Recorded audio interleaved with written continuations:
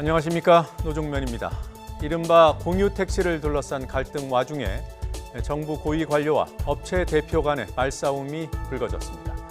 지금은 최종구 금융위원장과 이재웅 소카 대표의 다툼이 부각됐지만 얼마 전까지만 해도 홍남기 부총리도 싸움의 한 당사자였습니다.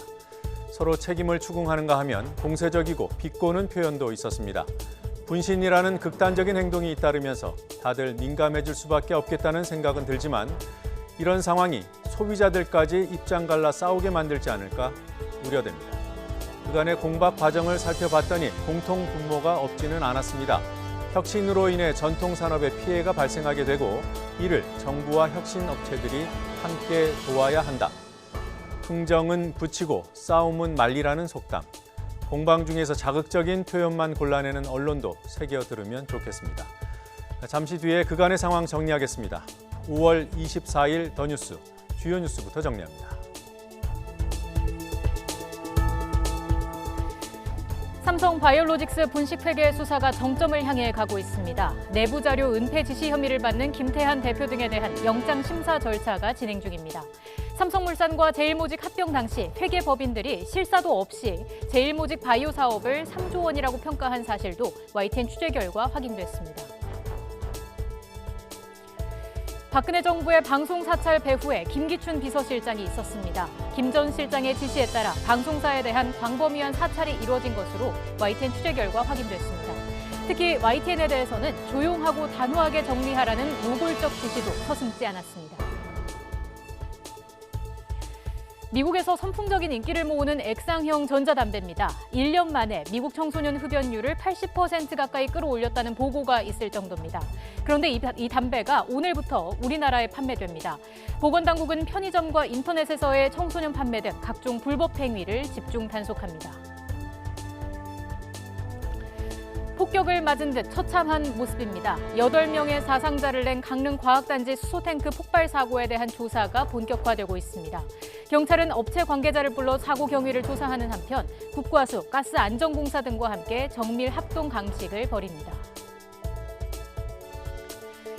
올여름 더위가 벌써 걱정입니다. 서울과 광주 등 전국 대부분 지방의 낮 기온이 30도를 넘기겠고 경북, 경산은 36도까지 오를 것으로 보입니다. 내일 아침 영동 지방에는 열대야까지 예보돼 있습니다. 이번 더위는 주말까지 계속될 전망입니다. 더 뉴스 본격적으로 시작합니다.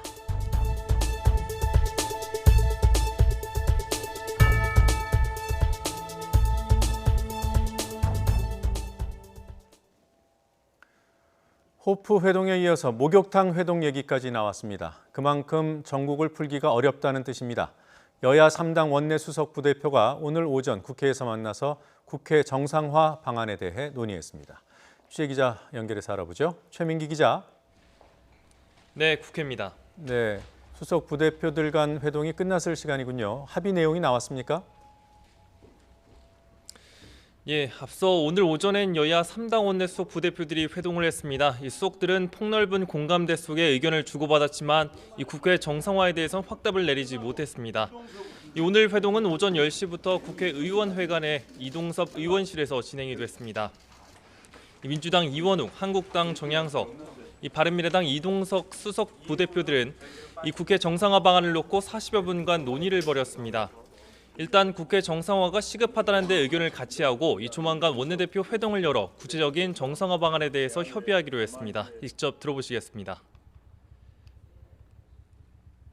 큰 틀에서는 저희들끼리는 얘기가 잘 돼서 각 당 원내대표님들한테 잘 건의해서 전국 정상화를 좀 조속히 해보자라고 하는 얘기들이 좀 오고 갔습니다. 이동섭 우리 바른미래당 원내수석 부대표께서 1, 2당에게 충고와 함께 또 여러 가지 쓴소리를 해주셨다. 그 말씀을 저희들은 들었고 서로 명분 있게 원내대표들한테 보고를 드리고 원내대표들이 조속히 좀 이렇게 만나서 다시 회동을 하면 좋겠다 그런 정도 정리했습니다.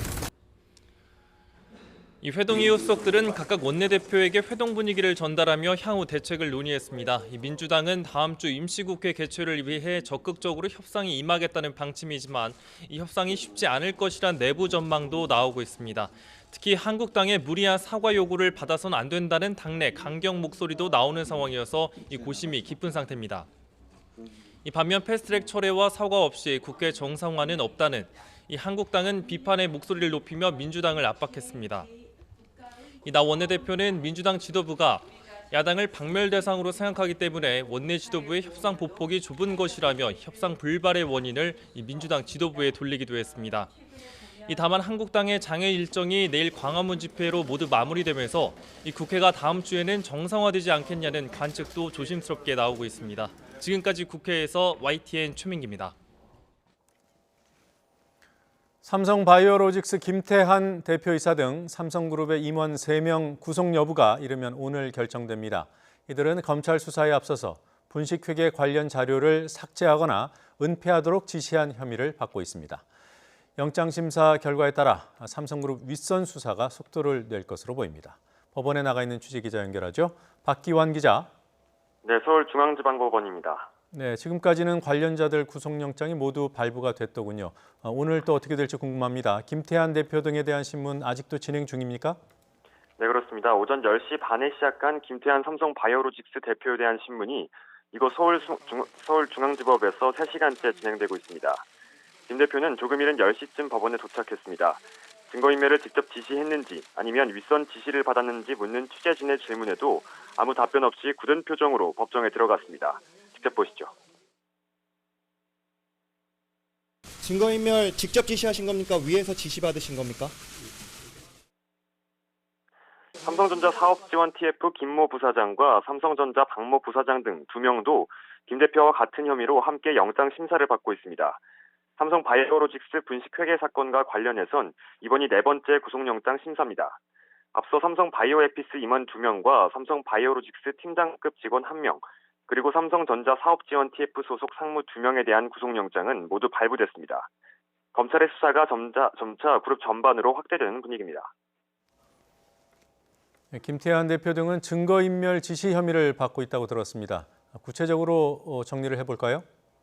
네, 이들은 회계 서류나 이재용 삼성전자 부회장과 관련된 파일 등을 삭제나 조작하도록 지시했다는 의혹을 받습니다. 증거인멸 교사 혐의인데요. 지금까지 드러난 증거인멸 정황은 상당히 구체적입니다. 검찰 수사에 앞서 공장 바닥에 공용 서버를 숨기고 직원들의 휴대전화와 노트북에서 이재용 부회장과 관련된 자료를 삭제했습니다. 이와 관련해 앞서 구속된 삼성 임원들은 윗선에 지시가 있었다고 진술한 것으로 전해졌습니다. 하지만 사흘 연속 조사를 받은 김 대표는 부하 직원들이 알아서 합니다며 혐의 대부분을 부인한 것으로 알려졌습니다. 특히 대질신문 과정에서는 삼성바이오 고위 임원들이 김 대표의 증거인멸 지시가 있었다고 말하자 말을 왜 그렇게 하냐며 화를 낸 것으로 전해졌습니다. 결국 김 대표는 대질신문 조서에 서명을 거부한 것으로 알려졌는데요. 검찰은 이러한 조사 태도와 혐의를 고려해 구속영장을 청구했습니다. 자, 윗선으로 수사망이 좁혀지고 있다는 말을 자주 합니다. 윗선이면 이재용 부회장일 텐데요. 이재용 부회장의 연관과 관련해서 의심되는 정황이 포착이 됐습니까? 네, 그렇습니다. 검찰은 삼성바이오에피스에서 삭제된 자료를 복구하는 과정에서 이재용 부회장의 통화 음성 파일을 확보했습니다. 콜옵션 계약을 체결한 바이오젠 측이나 삼성바이오에피스 임원 등과 여러 현안 등을 놓고 통화한 내용으로 알려졌습니다. 검찰은 이 파일에서 이 부회장이 상장 진행 상황과 콜옵션 관련 내용을 보고받고 지시한 정황을 확보한 것으로 전해졌는데요. 하지만 삼성 측은 해당 통화 내용은 회계 처리나 합병과는 전혀 무관하다며 선을 그었습니다. 통상 검찰 수사에 성실히 임하겠다는 수준의 해명에서 그친 삼성 측이 이례적으로 구체적인 반박에 나선 겁니다. 또 오로라로 검색돼 삭제된 파일이 있다는 정황도 새롭게 드러났는데요.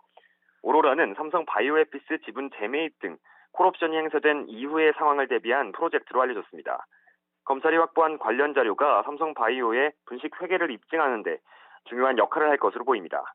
이에 따라 검찰은 이 부회장의 최측근으로 꼽히는 정현호 삼성전자 사업지원 TF 사장에 대한 소환 조사도 조만간 진행할 계획인데요. 이르면 오늘 밤 결정되는 김태한 대표 등에 대한 신병 확보 결과에 따라 소환 시기가 결정될 것으로 보입니다. 지금까지 서울중앙지방법원에서 YTN 박기환입니다. 지금의 삼성물산은 지난 2015년 제일모직과 삼성물산이 합병하면서 만들어졌습니다. 아시다시피 삼성물산 합병은 삼성그룹 경영권 승계를 위해 무리하게 진행됐다는 의심을 받고 있습니다. 합병 때 핵심은 합병 회사들의 기업 가치고 또 제일모직 가치가 커질수록 이재용 부회장에게 유리한 상황이었습니다. 당시의 회계법인들은 합병 전에 제일모직의 바이오 사업 가치를 3조 원으로 평가했습니다. YTN이 확인해 본 결과 이 평가는 실제 조사 없이 이루어졌습니다. 검찰은 사실상의 허위 보고서로 보고 수사를 벌이고 있습니다. 권남기 기자가 단독 보도합니다. 지난 2015년 만들어진 삼성물산 제일모직 합병 비율 검토 보고서입니다. 국내 4대 회계법인으로 꼽히는 딜로이트 안진과 삼정 KPMG가 각각 작성했습니다. 당시 합병에선 제일모직의 가치가 높을수록 이재용 부회장의 지배력이 강화되는 유리한 구조입니다. 두 회계법인은 제일모직의 가치를 계산하면서 바이오 사업 부문을 3조 원 정도로 평가합니다. 하지만 아무런 실사 없이 평가가 이뤄진 사실이 최근 검찰 조사에서 드러났습니다. 회계법인들이 실제 평가도 없이 3조 원짜리 사업이라고 보고서를 쓴 겁니다. 삼성 측의 요구에 따라 작성된 허위 보고서란 의혹이 나오는 이유입니다. 진실된 수치인지를 확인해보는 실사 작업은 기업가치평가의 첫 번째 단계입니다. 가치평가 보고서가 작성되는 일은 없다고 보시면 됩니다. 여기에다 3조 원으로 평가된 이 사업이 실제로는 실체가 없다는 의혹도 제기됩니다. 이른바 유령 사업 부문이라는 건데 앞서 특검 조사 땐 제일모직 측이 해당 사업을 모른다고 말한 사실이 알려지기도 했습니다. 국민연금 측이 제일모직의 바이오 사업부가 뭐냐고 묻자 처음엔 모른다고 했다가 나중에서야 에버랜드 동식물을 활용한 바이오 사업이라고 했다는 겁니다. 이 보고서들은 합병 전 주주들을 설득하고 합병 비율을 계산하는데 이른바 객관적인 자료로 사용된 것으로 알려졌습니다. 검찰 관계자는 해당 사업이 실체가 없다는 의혹에 대해 수사 초기부터 주목했고 상당 부분 진행됐다고 말했습니다. 통합 삼성물산 측은 현재 해당 사업 부문이 어떻게 돼 있냐는 YTN의 질문에 구체적인 답변을 피했습니다. YTN 권남기입니다. 박근혜 정부는 정보경찰을 동원해 정치에 개입했을 뿐 아니라 주요 언론사에 대해서도 전방위적인 불법 사찰을 진행했습니다. 특히 이른바 좌파 척결을 앞세웠던 김기춘 당시 대통령 비서실장이 YTN을 비롯한 주요 방송사에 대해 노골적인 탄압을 지시한 정황이 추가로 드러났습니다.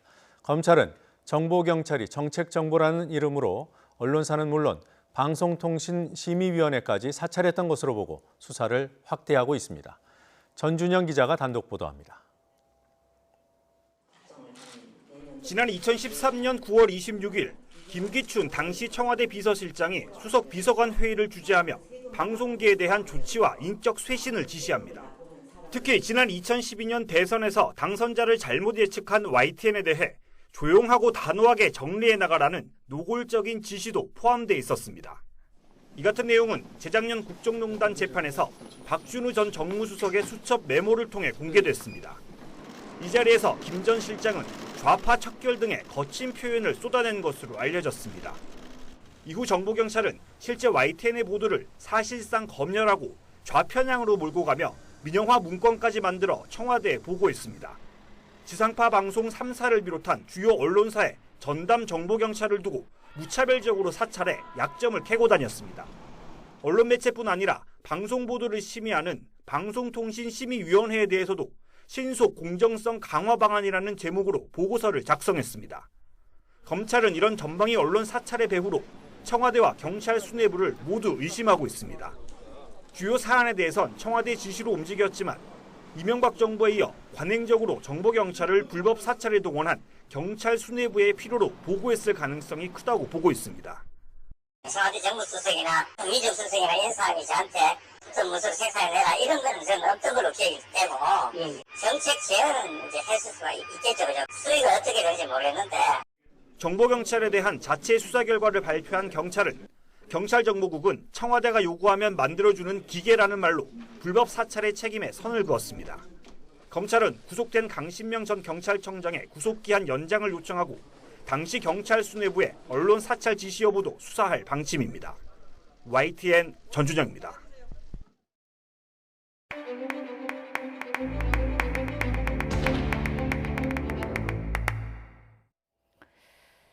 정부 금융정책수장과 대표적인 차량 공유 서비스 운영사 대표가 설전을 벌이고 있습니다. 주제는 혁신입니다. 무슨 일이 있었는지 짚어보겠습니다. 맥락을 짚어보려면 시계를 지난해 8월로 돌려야 합니다. 차량 공유업체 소카의 이재용 대표는 지난해 8월 김동연 당시 경제부총리의 요청으로 기재부 산하 혁신성장본부에서 민간 측 본부장을 맡게 됩니다. 하지만 5달도 채우지 못하고 이 대표는 본부장 자리를 내놓습니다. 지난해 12월 기재부 장관이 김동연 부총리에서 홍남기 부총리로 교체된 직후였습니다. 민간 본부장 자리는 이후에 없어졌습니다. 사퇴 당시 이 대표는 페이스북에 혁신 성장의 진전을 보지 못해 아쉽다는 내용을 적었습니다. 그리고 마지막에 영어로 된 인용 문구 하나를 붙였습니다. 해석하면 이렇습니다. 당신의 제안은 혁신적이나 수용 못합니다. 저는 현재 실패한 절차가 편합니다. 정부를 에둘러 비판한 것으로 해석됩니다. 이 대표가 명확하게 정부를 비판한 시점은 사퇴 2달 뒤인 지난 2월입니다. 홍남기 경제부총리가 기존 이해관계자의 반대라는 현실을 고려하지 않으면 도입이 어렵다는 입장을 밝히자 이재용 대표는 비상식적이라고 비판했고 어느 시대 부총리냐며 쏘아붙였습니다. 정부가 소비자를 배제했을 뿐만 아니라 무책임하게 대립 당사자들끼리의 대타협을 주문한다는 지적이었습니다. 홍남기 부총리도 맞받았습니다. 지난 4월 미 워싱턴 DC에서 열린 기자간담회에서 홍 부총리는 혁신성장본부가 축소된 것과 관련해서 전임 본부장이 의지가 없었다며 이재용 대표를 겨냥했습니다. 이에 대해 이 대표는 정부의 혁신성장 의지에 대해 불신을 드러냈습니다.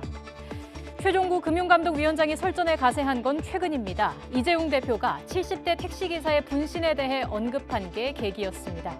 이 대표가 근거 없는 두려움을 만들고 불안감을 조장해 죽음에 이르게 하면 안 된다며 죽음은 안타깝지만 정치화해서는 안 된다고 하자 최 위원장은 이기적이고 무례하다고 평가했습니다. 어제도 공방으로 볼 만한 상황이 있었습니다. 혁신의 승자와 패자가 있다 없다의 공방이 있기는 했지만 공통 분모도 찾을 수 있었습니다. 혁신으로 인해 피해를 보는 전통사업을 정부와 혁신업체들이 함께 도와야 한다는 것이었습니다. 산업의 혁신, 사회의 미래, 당장의 생계가 복잡하게 얽힌 민감한 사안이기 때문에 이해 조정과 갈등 관리는 정교하고 또 정교해야 합니다. 이 대목에서 소비자를 생각해 봅니다. 역할과 비중이 큰 주체들의 날선 공방을 보고 듣기가 불편한 것은 사업 주체들의 대립을 소비자의 대리전으로까지 비화시킬 수 있기 때문입니다. 전선 공사를 하던 30대 청년이 전신주에서 추락해 숨졌습니다. 한전이 공사를 맡긴 외주 협력업체의 직원이었습니다. 동료와 유가족은 안전장비 불량 때문에 일어난 사고였다고 주장하고 있습니다. 지환 기자가 보도합니다. 지난 3일 강원도 인제군 전선 설치 공사 현장, 한전 외주 협력업체 직원인 31살 송현준 씨가 작업 도중 전신주에서 갑자기 떨어졌습니다. 전선 설치 공사를 하던 송 씨는 전봇대 8m 높이에서 떨어지며 머리와 다리를 크게 다쳤습니다. 병원으로 옮겨졌지만 뇌사 상태에 빠졌고 2주 만에 결국 숨졌습니다. 유가족과 현장 동료들은 안전 장비가 불량이었다고 주장하고 있습니다. 전신주에 연결하는 안전줄과 노동자의 벨트를 묶는 안전 장비가 서로 다른 회사 제품으로 짝이 맞지 않았고 지속적인 교체 요구도 회사 측이 뭉갰다는 겁니다. 이 상태로 걸리는 거예요, 이렇게 몸으로 이렇게 된 상태에서 몸을 움직이면 이게 쑥박잖아요. 너 이래다 큰일 난다. 전전에 떨어지면 죽을 수도 있고. 회사 측은 YTN과의 통화에서 송 씨가 착용한 장비는 아무 문제가 없고 결함이 있었다면 제조회사 문제라고 주장했습니다. 사고를 당한 송 씨가 뇌사 상태에 빠진 뒤 유가족은 송 씨의 평소 뜻에 따라 장기를 기증했습니다. 송 씨는 4명에게 새 생명을 주고 떠났습니다. 유가족들은 하지만 회사 측의 사과와 재발 방지 대책 마련 전까지는 장례 절차를 진행하지 않기로 했습니다. 의혹이 있는 부분이 좀 있어서 그 부분에 대해서 조금 저희가 조금 경찰 조사도 하고 있고 그래서 정확하게 좀 동생 억울한 걸 좀 풀어주고 싶어서 지금 계시는 분들이 굉장한 위험한 일을 하고 계세요. 별다른 안전장구도 없이 일을 하고 계신데 이거 한 번만으로 끝나진 않을 거란 말이에요. 30대 청년 배종공의 갑작스러운 추락사 그리고 죽음 이후에도 이어지는 안전장비 불량 논란. 경찰은 송 씨 동료에 이어 회사 관계자와 감리단, 한전 관계자 등을 조사할 계획입니다. YTN 지완입니다. WHO 세계보건기구가 오는 28일까지 열리는 총회에서 게임 중독을 질병으로 분류할 예정입니다. 우리 의료계는 WHO의 권고를 받아들여 게임 중독에 대응해야 한다는 입장이고 게임업계는 낙인 효과와 산업 위축을 우려하며 반발하고 있습니다. 김정회 기자입니다.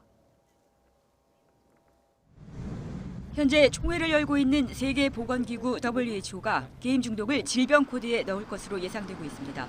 결과는 논의 후 총회 마지막 날인 28일 결의안과 보고서를 낼 때 나올 예정입니다. 게임 중독의 질병 코드 도입이 결정되면 게임 중독은 질병으로 규정됩니다. 알코올 중독처럼 정식 병명이 되는 겁니다. 앞서 WHO는 게임 중독에 대한 진단 기준을 제시했습니다. 통제 불능, 문제가 있는데도 계속하는 것, 일상활동에 우선시되는 것 등 도박 중독과 같은 기준입니다. 게임업계나 학계는 이 점을 지적하며 반발하고 있습니다. 5년 정도라는 짧은 기간에 그것도 충분한 연구가 축적되지 않는 상태에서 좀 급하게 서두른 느낌이 좀 있습니다. 불충분한 연구하고 치료법에 대한 또 그렇고 질병 코드에 대한 어떤 규정, 정의 이런 전반적인 사안에 대해서 대단히 우려하고 있습니다. 정신건강의학계는 게임 때문에 일상생활이 파괴될 정도라면 치료받을 질병이라는 입장입니다. 처음엔 사회적 이슈로 좀 접근을 합니다. 근데 사회적 이슈로 제도적으로 접근을 하니까 해결이 안 되는 거예요. 이 공중보건 체계에서 이것을 아주 중요한 그 디지털 시대의 새로운 건강 문제로 접근을 해야 되겠다라고 하는 그런 공감대가 형성이 된 거고요. 현재 게임 중독의 질병 코드 도입은 유력한 것으로 알려졌습니다. 국내 게임업계와 학회 등은 공동대책위원회를 구성해 29일부터 국내 도입 반대 행동에 나서기로 했습니다. 각국 게임 단체들도 게임 산업 위축을 우려하며 WHO에 반대 성명을 내고 있습니다. 국제 질병 표준 분류 기준은 질병의 종류와 신체 손상 정도를 명시한 것으로 나라별로 관련 정책을 세울 것을 권고합니다. 질병 코드 도입이 결정되면 시행 시기는 2022년으로 권고될 예정입니다. 그러나 우리나라에선 한국 표준 질병 사인 분류에 넣을지 결정 과정을 더 거쳐야 해 진통이 예상됩니다. YTN 김정혜입니다.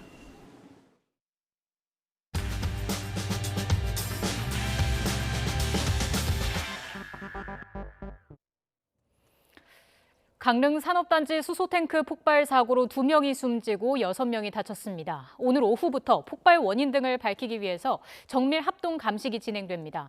정밀 조사 결과가 나와봐야겠지만 수소탱크의 이례적 폭발로 수소차와 수소충전소 등 관련 제품과 시설의 안전성에 대한 국민의 우려가 커지고 있습니다. 산병인 한양대 화학공학과 교수 전화로 연결돼 있습니다. 교수님 안녕하십니까? 네, 안녕하세요. 네, 물론 감식 결과가 나와봐야겠지만 교수님께서는 폭발 원인을 뭐라고 보시는지요? 제가 그 강릉 현장의 자세한 설비 용량이나 장치 규격에 대한 정보가 있지 않아서 현재까지 보도된 내용으로 보면은 그 산업용 수소 압력 저장 탱크의 압력 폭발로 보입니다. 네. 압력 폭발이라는 거는 연속 폭발하고는 좀 다른 건데요. 불꽃이 일어나지 않은 상태에서 압력 용기의 문제나 관련 그 안전 부대 설비들이 있는데 이것들의 오작동에 의해서 압력이 급격하게 증가함에 의해서 용기가 물리적으로 폭발한 게 아닌가 하는 그런 가능성을 말씀드릴 수 있겠습니다. 예, 수소탱크 폭발이 사실 좀처럼 접하기 힘든 뉴스가 아닌가 생각이 드는데 우리나라에서 이런 일이 있었습니까?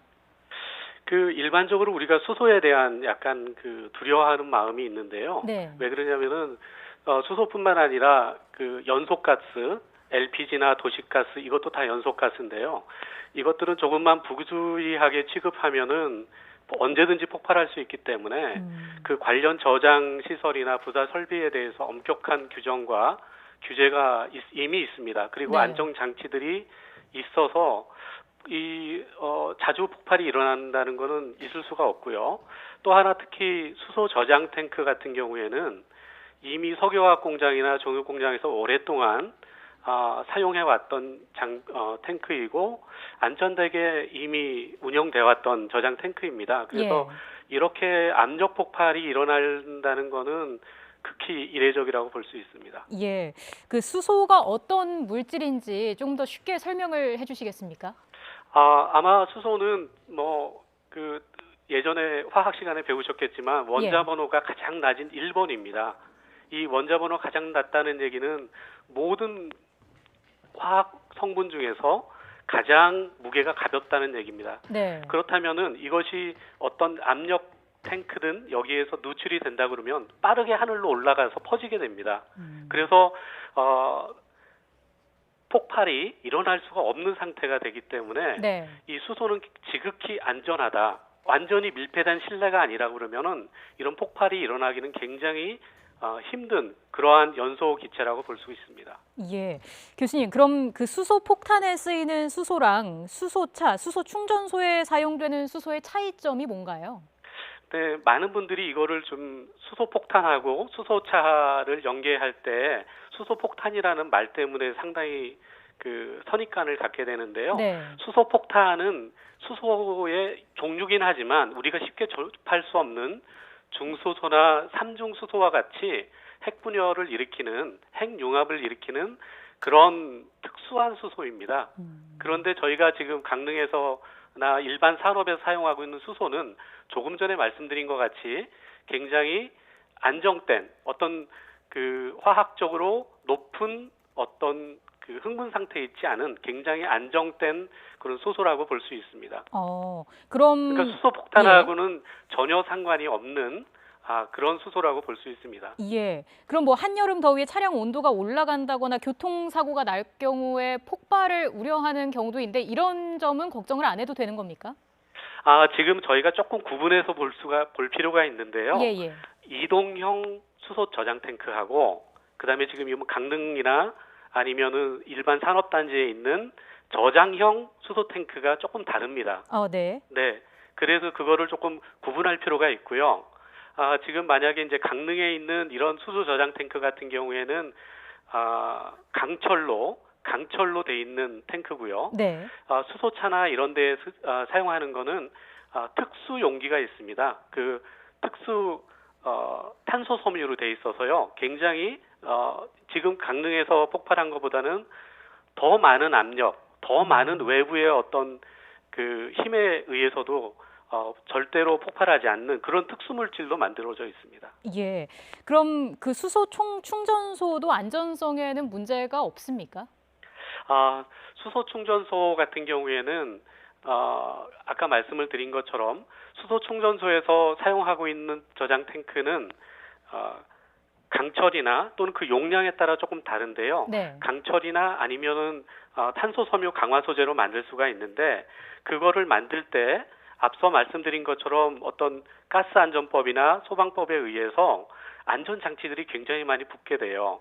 그리고 우리나라뿐만 아니라 유럽에서도 상당히 많은 수소 충전소가 이미 운전이 돼 왔었습니다. 돼 왔는데 지금까지 수소 충전소에서의 폭발은 제가 알고 있기로는 거의 없는 것으로 알고 있습니다. 그렇군요. 우리나라의 수소차나 수소 충전소는 얼마나 있습니까?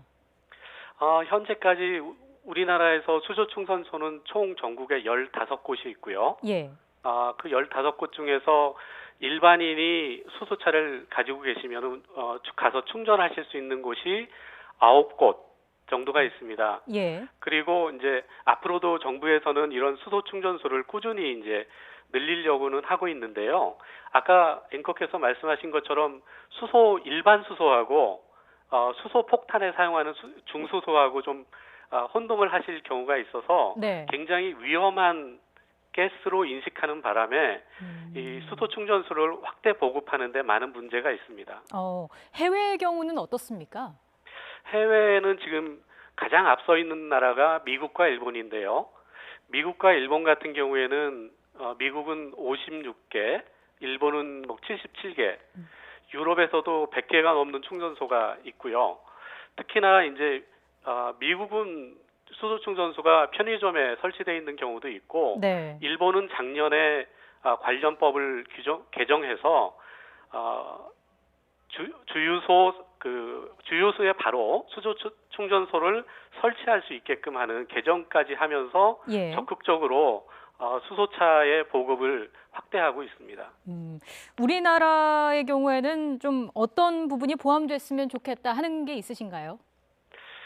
최근에 지금 제가 조금 걱정이 되는 거는 이번에 강릉의 그 수소 탱크 사고로 인해서 국민들이 수소에 대해서 다시 한번 위험성을 느끼신 거는 사실이라고 생각이 들어서 네. 저희가 이번 기회로 수소에 대한 그 빠른 보급도 중요하지만 수소의 안정성 평가 또는 거기에 혹시라도 지금까지 저희가 미처 발견하지 못했던 그런 좀 미흡한 규제나 네. 안전 관리 이런 측면이 없었는지는 되돌아볼 수 있는 좋은 기회로 삼아야 된다고 생각이 들고요. 이러한 거를 통해서 저희가 하나 교훈을 우리나라에 일어났던 거를 교훈을 하나 삼을 수 있는 게 뭐냐면은 2010년에 저희가 CNG 버스도 압력 용기가 버스 안에 싣고 다니는데요. 네. 그때 CNG 버스에서 저장 탱크가 한번 폭발한 적이 있었습니다. 그때도 압력 폭발이었는데요.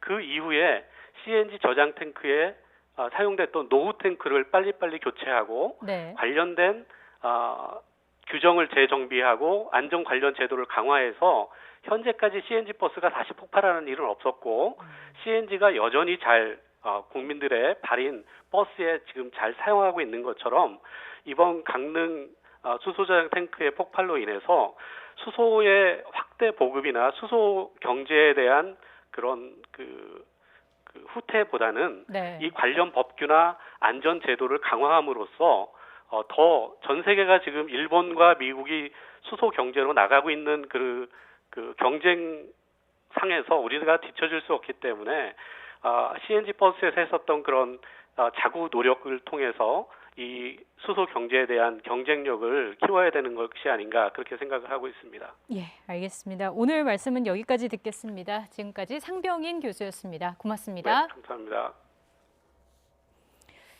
네, 다음 소식입니다. 아직 5월이지만 날씨는 여름입니다. 서울을 비롯해 전국 곳곳에 폭염주의보가 발효됐습니다. 올해 가장 빨리 폭염특보가 내려진 곳이죠. 광주에 있는 취재기자 연결해 보겠습니다. 나현우 기자. 네, 광주광역시 운천저수지에 나와 있습니다. 네, 햇살이 굉장히 강렬해 보입니다. 광주도 폭염주의보가 내려졌다고요? 예, 그렇습니다. 보시는 것처럼 하늘에서 햇살이 강하게 내리쬐고 있습니다. 하늘에는 구름 한 점 보이지 않는데요. 그나마 바람이 조금씩 불어주고 있어서 꿉꿉한 느낌은 덜합니다. 평소 주민들이 많이 찾는 이곳 도심 속 공원도 때이른 더위에 다소 한산해진 모습입니다. 광주 지역은 오전 11시부터 폭염주의보가 발효됐습니다. 지난 15일에 이어 벌써 두 번째 올해 폭염특보입니다. 새벽에는 기온이 17도까지 떨어져서 다소 쌀쌀한 감도 있었는데요. 아침을 지나면서 점점 기온이 치솟더니 낮 1시를 기준으로 30도에 육박했습니다. 기상청은 오늘 광주 낮 최고 기온이 33도까지 오를 것으로 내다봤는데요. 광주뿐만 아니라 순천과 광양 등 전남 동부 지역 6개 시군에도 폭염주의보가 내려졌습니다. 어제 전남 광양은 32.1도, 순천이 31.8도까지 기온이 오르기도 했습니다. 기상청은 오늘은 이 경북 내륙을 중심으로 내일은 동해안을 중심으로 더위가 심할 것으로 내다봤습니다. 당분간 기온이 높아지는 시간에는 야외 활동을 자제하는 것이 좋겠습니다. 지금까지 광주 운천저수지에서 YTN 나연호입니다.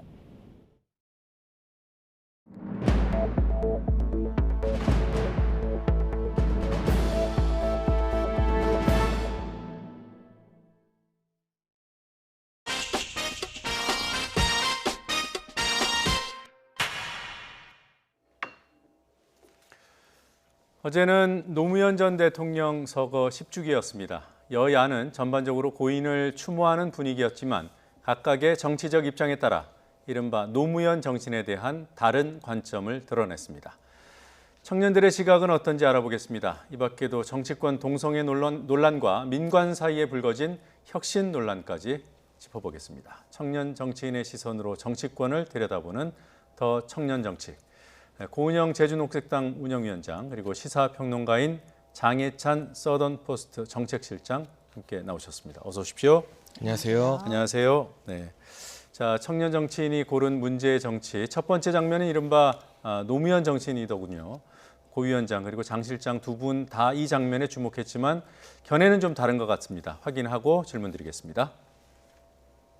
네, 노무현 정신이라는 제목의 나경원 한국당 원내대표의 발언이 실려 있습니다. 노 전 대통령이 용감한 결단을 내렸다 이렇게 평가를 했는데요.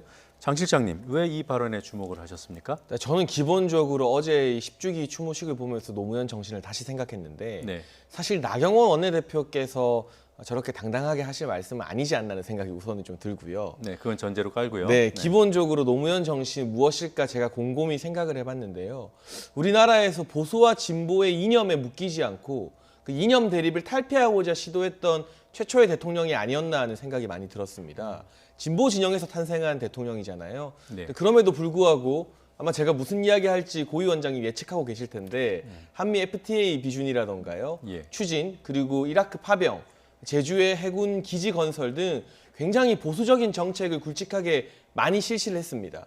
그 과정에서 진보 진영으로부터도 외면을 당하고 비판을 당하기도 했었죠. 결과적으로는 재임 기간 동안은 보수에게도 비판을 당하고 진보에게도 비판을 당했던 측면이 있지만 지금 돌이켜보면 노무현 전 대통령 보수 진보 이념 싸움의 틀을 넘어서 합리적 실용주의를 추구했던 대통령이 아닌가 하는 생각이 듭니다.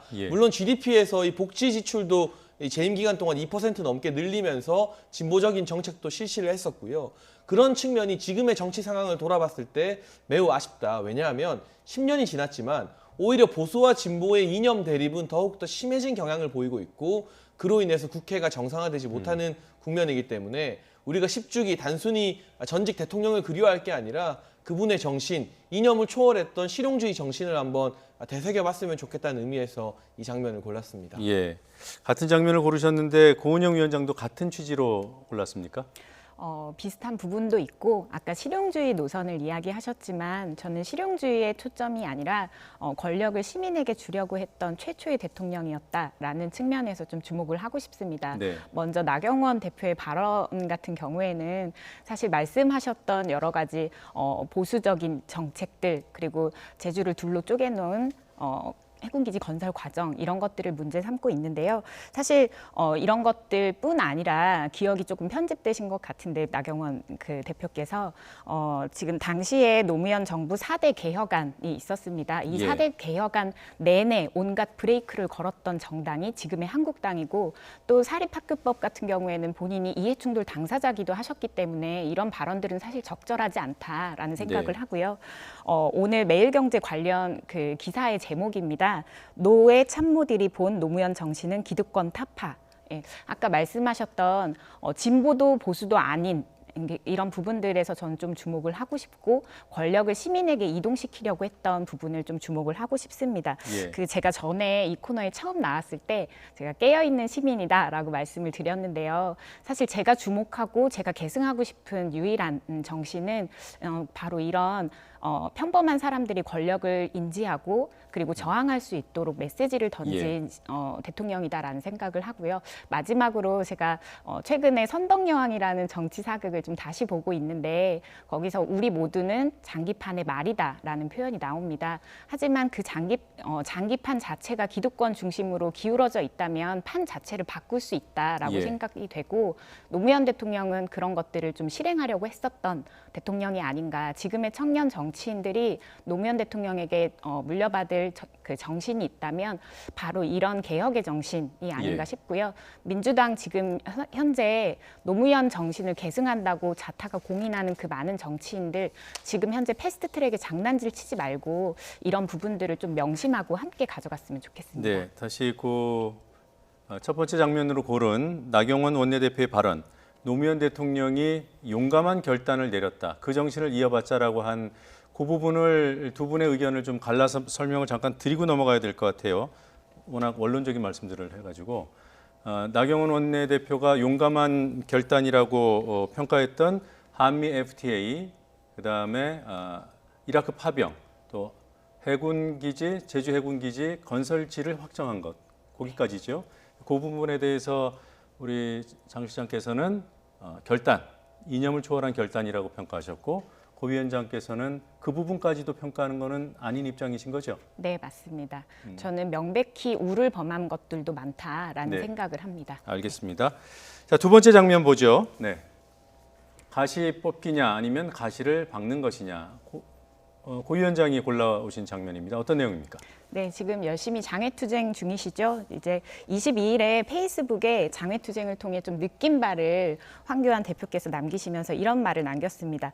국민의 온몸에 박힌 가시들, 네. 그 가시들을 하나하나 뽑으며 걸어가겠다. 이제 새로운 미래로 전진하겠다. 이렇게 예. 좀 남겼습니다. 이걸 보고 저는 사실 굉장히 좀 참담한 마음을 금치 못했는데요.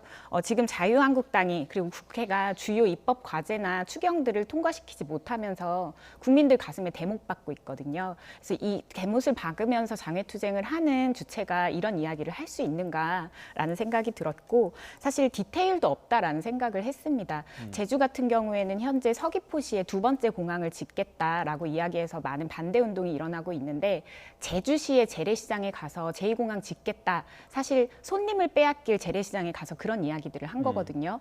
사실 이런 부분에서 디테일도 없다, 디테일이 없다는 것은 민생 문제에 대한 진정성이 없는 접근이다, 이미지 정치다라는 것들도 좀 보여지게 됩니다. 네, 뭐 제주 공항에 대한 찬반을 떠나서 그곳에 피해를 볼 당사자들 앞에 가서 그런 얘기를 했다는 게 잘 네. 모르고 한 얘기다, 이렇게 보시는 거군요. 맞습니다. 네. 그리고 현재 강원도 얼마 전에서는 강원도에서도 이제 그 장애투쟁의 그 투어를 도셨는데 사실상 추경과는 전혀 별개의 이야기들을 하면서 거기서도 좀 문전박대를 당하셨다고 해요. 민생을 이야기하면서 가시를 뽑겠다라고 하는데 가시를 지금 받고 있는 상황이다, 이렇게 보여집니다. 예. 이렇게 국민 온몸에 가시가 박혀 있다라고 이렇게 규정하는 근거로 이제 경제 문제를 들잖아요. 한국당에서는 뭐라고 할까요? 뭐 최악의 정권이다, 이런 표현까지도 쓰던데, 그런 표현에 동의하시는지요? 근데 저는 이제 가시를 받고 있다는 말씀하셨잖아요. 예. 이 가시가 경제적인 고통이라고 우리가 합의를 본다면 그 가시 지금 6조 7천억 원의 추경이 통과가 안 돼서 박힌 겁니까? 아니면 지난 2년 동안 문재인 정부의 소득주도 성장이 실패했기 때문에 박힌 겁니까? 저는 그런 질문을 먼저 드리고 싶고요. 황교안 대표 지금 민생 투어 과정에서 구체적이고 뾰족한 대안이 부족한 것은 사실입니다. 그러나 민생 투쟁을 하는 목적 자체가 대안을 제시하기 이전에 국민들의 살아있는 목소리를 피부로 듣기 위해서거든요. 그런 부분에서 이 다음 순서로 대안이 나와야지, 그때 만약에 대안이 부족하다면 비판할 수 있지만 이 민생 투어 투쟁 과정에서 대안이 좀 구체적이지 못하다는 부분에 대한 비판은 조금은 아껴놔도 될 것 같다는 생각을 드리고, 경제 문제 말씀하셨습니다. 예. 근데 저는 이 경제가 어렵고 심각한 것보다 더 큰 문제가, 문재인 정부는 자꾸 본인들의 경제 문제가 심각하지 않다는 홍보를 하기 위해서 앞뒤가 안 맞는 말을 한다는 게 더 큰 문제 같습니다. 지난번에 이 정부 여당 관계자들이 우리나라 OECD 내부에서 경제 성장률 1위라고 했다가 또 미국 다음 2위라고 했다가 나중에는 주요 선진국 가운데선 1위라고 했었죠. 그런데 OECD에서 막상 1분기 경제 성장률 뚜껑을 열어보니까 우리가 최하위였습니다. 지금 정부 당국자들은 대외 여건의 탓을 하고 있는데, 대외 여건 탓이라면 다른 나라들 사이에서 적어도 중간은 가야 되는데 우리가 꼴찌를 했거든요. 꼴찌가 시험 문제가 어려웠다 이렇게 말하는 거는 말이 안 맞잖아요. 그런 부분에서 문제를 지적하고 싶고, 최근에는 또 정부의 정책 때문에 양극화가 개선됐다는 보도가 연일 진보 언론을 중심으로 나오고 있는데, 맥락을 살펴보니까 하위계층, 소득 하위계층의 가처분 소득도 감소를 했어요. 근데 소득 상위계층의 가처분 소득이 조금 더 많이 감소를 해서 격차가 줄어든 겁니다. 하향 평준화가 되고 있고, 궁극적으로 이 하위계층의 소득이 감소하고 있음에도 불구하고 그러한 결과를 양극화 개선이라고 포장을 하고 있는 점, 이런 부분에 대해서 잘못하고 못하는 부분은 솔직하게 인정하고 지금부터라도 경제정책 개선을 하겠다, 다양한 이 주류 경제학자들의 비판도 겸허하게 듣겠다고 하면 될 것을, 우리는 잘하고 있는데 문제가 없다고 말을 하다 보니까 앞뒤가 안 맞고요. 예. 홍남기 기재부 장관이 얼마 전에 무슨 이야기 했냐면 경제 여건이 심각하기 때문에 추경을 빨리 해야 된다고 하는데, 바로 그 얼마 전에는 우리 경제 튼튼하다는 말을 했습니다.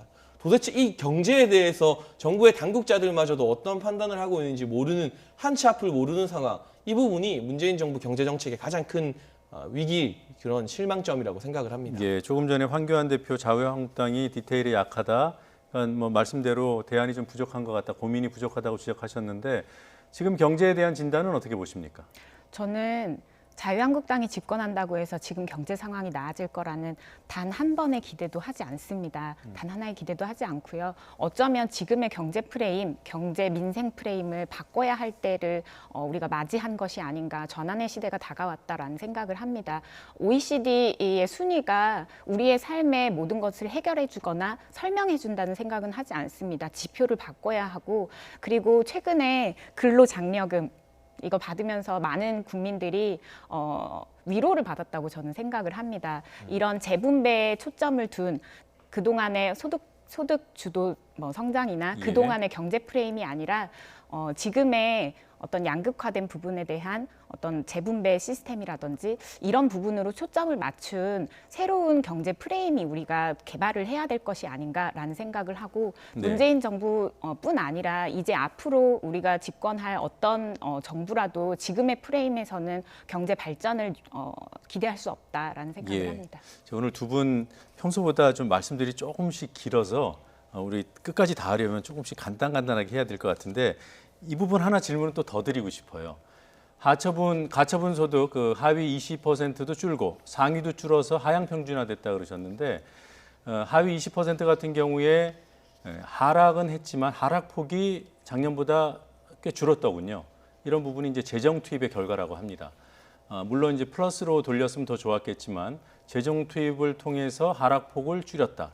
이런 정책 효과는 평가할 만합니까? 어떻습니까? 그런데 꾸준히 하락을 하고 있던 와중에 조금 네. 덜 하락했다고 그것이 대단한 성과이냐 기뻐하는 게 당국자들의 책임 있는 자세인지 의문이고요. 네. 가장 중요한 것은 역시나 일자리입니다. 그런데 최근에 고용 통계 보면 지난달 기준으로 취업자 수나 실업률이 통계를 작성한 2000년 이후 최악의 결과가 나왔습니다. 여기에 대해서 누가 책임을 지고 있죠? 개선된 일자리 같은 경우도 정부에서 재정을 투입한 말씀하신 복지 분야 일자리라거나 60대 이상의 고령층 일자리, 그리고 주당 근로시간이 17시간 이하인 초단기 일자리에 한해서는 고용이 개선이 되었는데요. 예. 우리 경제의 허리를 떠받치는 30대, 40대의 일자리 대폭 감소하는 추세이고, 특히나 제조업 일자리는 계속해서 감소하고 있습니다.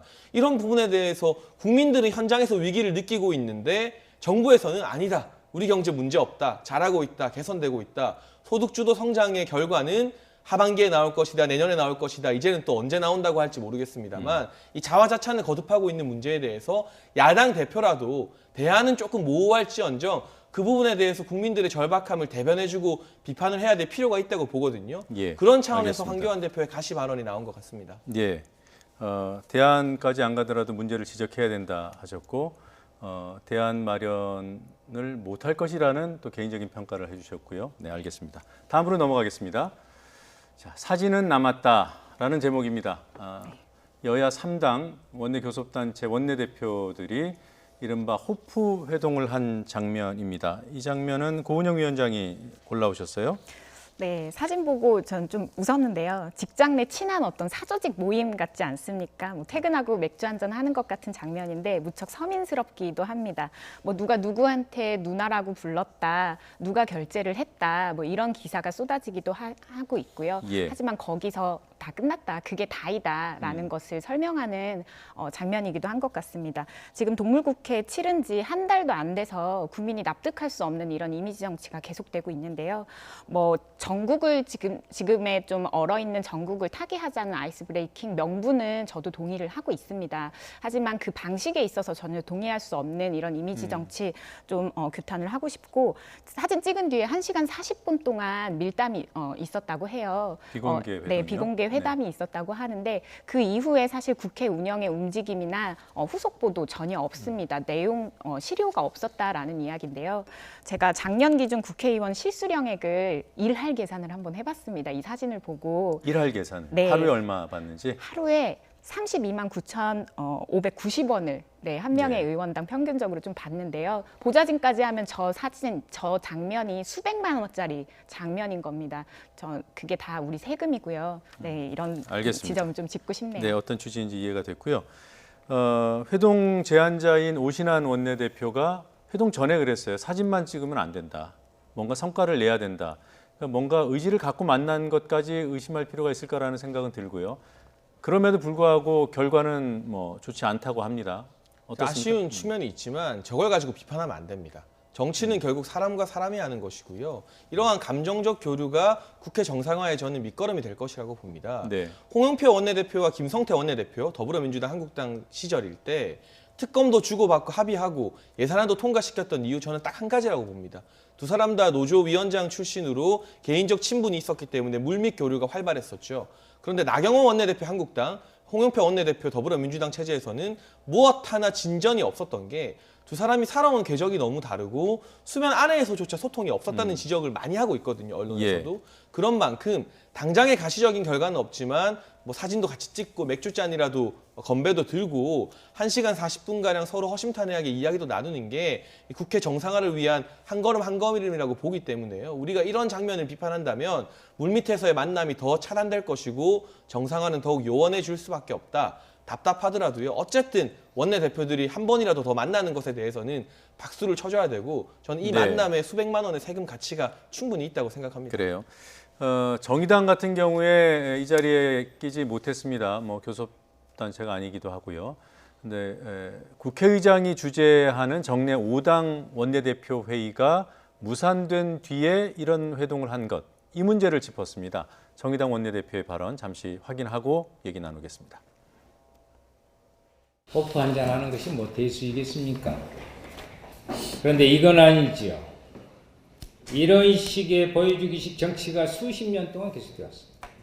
사람은 바뀌었는데 정치는 늘 그대로 이 모습입니다. 국민을 우롱하고 국회를 농단하고 있는 세력과 호프집에서 희망을 이야기하고 잘못을 탓하고 바로잡기는커녕 그들에게 오히려 러브콜을 민주당은 반성해야 됩니다. 본말이 전도된 지금의 모습은 자유한국당에 대한 정치적 면죄부를 주는 것을 넘어서서 국민의 뜻과 배치되는 정치 기술을 부리는 구태 정치 이상도 이하도 아닙니다.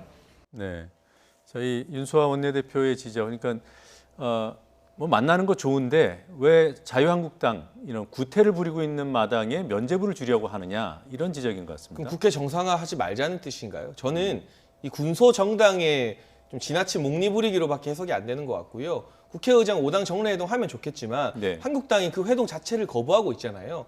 그런 상황에서 어쨌든 교섭단체끼리 만나기라도 했다는 사실에 주목을 해야지 지금 민주평화당이나 정의당 같은 경우는 냉정하게 말해서 원내 교섭단체가 아닙니다. 우리 국회 법상 교섭단체가 아닌 정당에 대해서는 그만큼 축소된 권한만 허용을 하고 있어요.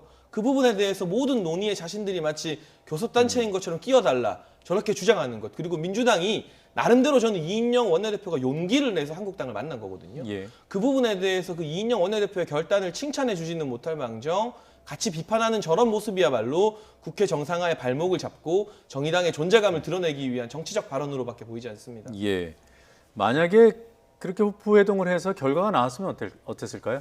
결과가 나왔다면 수백만 원의 세금을 쓴 어떤 그 나름의 가치가 있었을 수 있습니다. 하지만 정치 기술, 구태라고 표현을 한 부분에 저는 동의를 하는데요. 방식적으로는 아무리 이야기를 들어도 전 동의가 할 수 없습니다.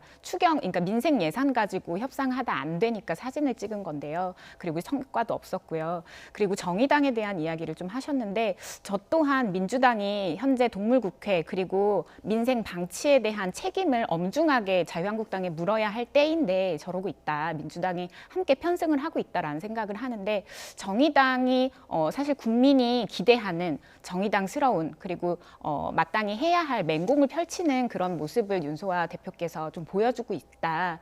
그런 부분에서 충분히 국민의 마음을 대변하는 정당은 지금 정의당 하나밖에 없다라는 생각도 하게 됩니다. 네, 두 분 입장이 확연하게 갈려서 이 정도 확인하고 넘어가겠습니다.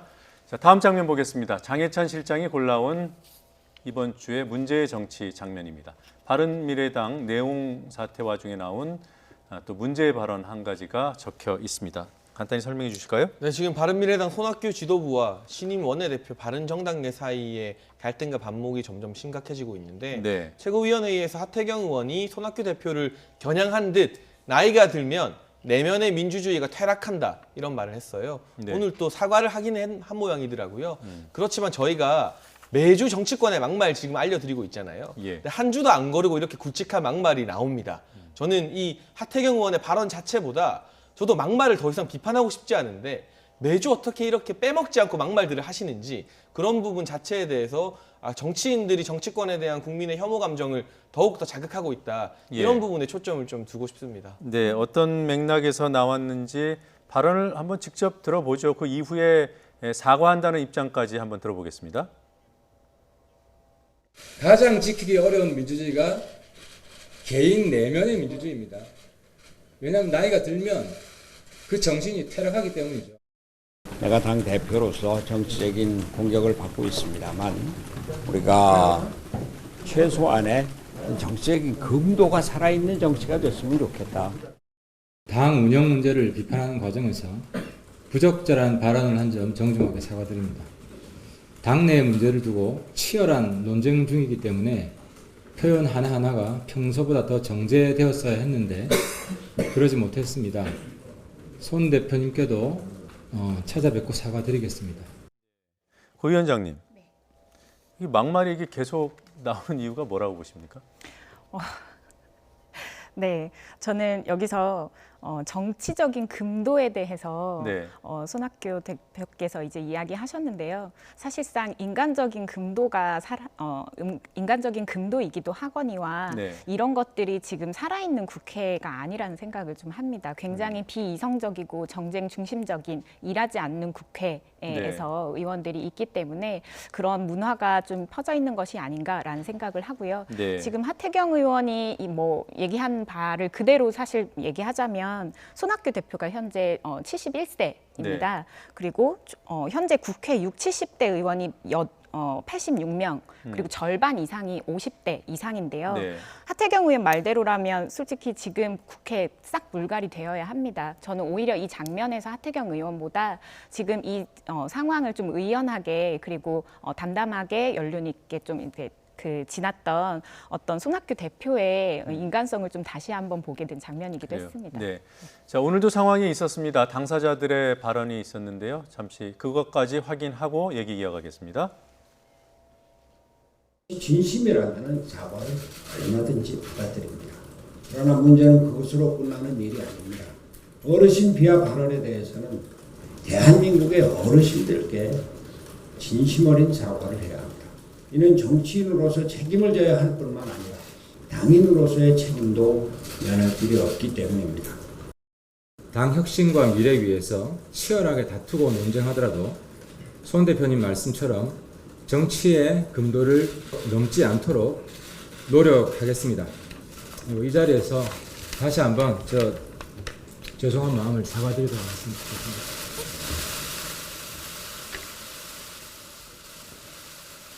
네, 지금 등도 두드려주고 악수도 했고 그래서 인간적인 면모를 봤다고 평가를 하신 것 같은데 이게 사과를 수용한 건가요? 이게 당인으로서도 책임을 져야 된다는 말에 혹시 뼈가 있는 건 아닌지 모르겠습니다. 개인적으로 사과는 받지만 최고위원 사퇴해라 저는 이런 말로 들리는데요. 그러나 하태경 의원이 물러날 것 같지는 않고요. 저는 정치적 금도에 대해서 짧게 덧붙이고 싶습니다. 하태경 의원의 막말 금도를 넘어섰기 때문에 제가 비판하고자 골랐지만 손학규 대표 같은 경우도 본인에게 반대하는 정무직 당직자들이 일괄적으로 해고시킨 바가 있습니다. 부대변인을 비롯해서 바른미래당에 오랫동안 헌신했던 사람들에게 정말 통보 형식으로 해고 문자를 다 보내버렸거든요. 그러한 부분도 십수 명이 넘는 젊은 당직자들이 상처를 받았습니다. 그런 부분은 정치적 금도가 아닌 것인지 결국 이 책임은 하태경 의원 혼자서만 져야 될 게 아니라요. 당의 갈등이 있는 과정에서 어른답게 처신하지 못한 손학규 대표도 어느 정도 책임을 같이 지고 있다는 점은 분명히 지적하고 싶습니다. 네, 이 금도가 이게 아량이라는 표현이라 이렇게 무슨 기준은 아니라고 하더군요. 하여튼 금도가 있어야 된다는 그런 말씀이시죠? 알겠습니다. 자, 다음 장면으로 넘어가 볼까요? 민경욱 자유한국당 대변인의 발언을 우리 고 위원장이 골라왔습니다. 반인권 커밍아웃. 이건 무슨 말입니까?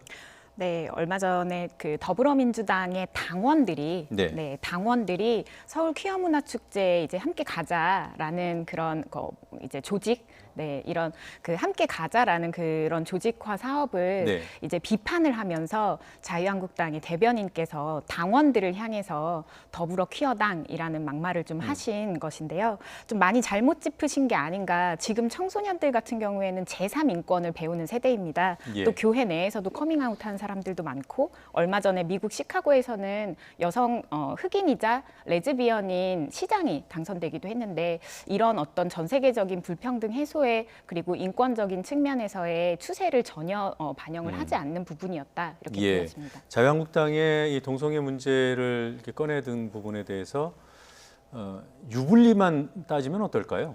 글쎄요, 저는 정치적으로 여전히 우리 국내의 여론이 네. 동성애 문제, 개인에 대한 부당한 차별에는 반대하지만 네. 합법적으로, 제도적으로 지원하는 것에 대해서는 거부감이 더 높다고 보기 때문에 정치적으로는 유리하다는 판단을 내리지 않았을까 싶고요. 네. 그런데 이 방금 말씀하신 더불어민주당 당원들 퀴어 축제 가자는 건 민주당 공식 입장이 아닙니다. 예. 개인 당원들이 민주당의 이름을 그냥 쓴 거예요. 당의 공식 입장이 아닐 뿐더러 문재인 대통령께서도 지난 대선 후보 토론회에서 차별에는 반대하지만 제도적인 합법화에는 역시나 반대한다는 말씀하셨거든요. 저의 입장도, 동성애에 대한 입장도 문재인 대통령과 같습니다.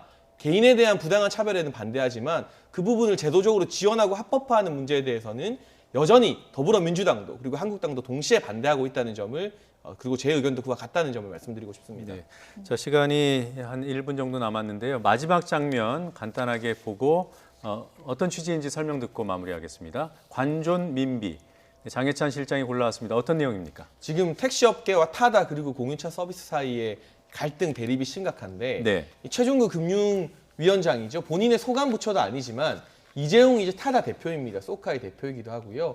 택시업계에 향한 거친 언사가 이기적으로 무례하다고 직접 비판을 날렸습니다. 여기에 네. 대해서 이재용 대표도 호락호락 물러서지 않고 반발하고 있는데 저는 공무원들이 기업인들을 자신의 아래 역시 여전히 이 산업공상의 사상을 가지고 있는 게 아닌가 싶고 수년 전부터 공유차 서비스라던가 앞으로는 자율운전차 시대가 되면 모든 운전기사분들은 죄송스러운 말이지만 직업을 잃게 될 거예요. 네. 이 거부할 수 없는 혁신의 흐름 앞에서 정부가 제대로 준비를 안 해놓고 그 탓을 몇몇 기업인들에게 돌리는 것은 아닌가. 네. 본인들이 이러한 택시업계의 고충을 지난 수년 전부터 예측을 하고 대비했어야 되는데 이 정책 실패를 기업인들에게 돌리는 공무원들의 태도, 이 뿌리 깊은 우리 관료주의, 관존 민비 사상의 어떤 핵심적 단면이 아닌가 싶어서 시민의 한 사람으로서 불쾌스러운 마음이 들어서 이 장면을 골랐습니다. 네, 알겠습니다. 여기까지 설명을 듣고 이 부분 토론은 우리 앞서 앵커 리포트에서 했던 것으로 대신하겠습니다. 두 분 말씀 잘 들었고요. 오늘 여기서 마무리하겠습니다. 고맙습니다. 감사합니다.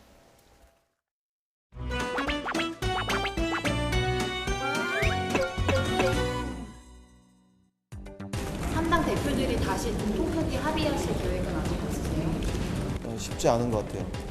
마음속에 일방적 승리에 대한 집착이나 자신만이 정당하다고 생각하는 또 그걸로 이렇게 자기 체면처럼 올라오는 분노, 화 이런 것들이 좀 내려지지 않으면 접점을 찾기가 쉽지 않겠다 싶어요. 자기 체면처럼 올라오는 분노, 화 이런 것들이 좀 내려지지 않으면 접점을 찾기가 쉽지 않겠다 싶어요.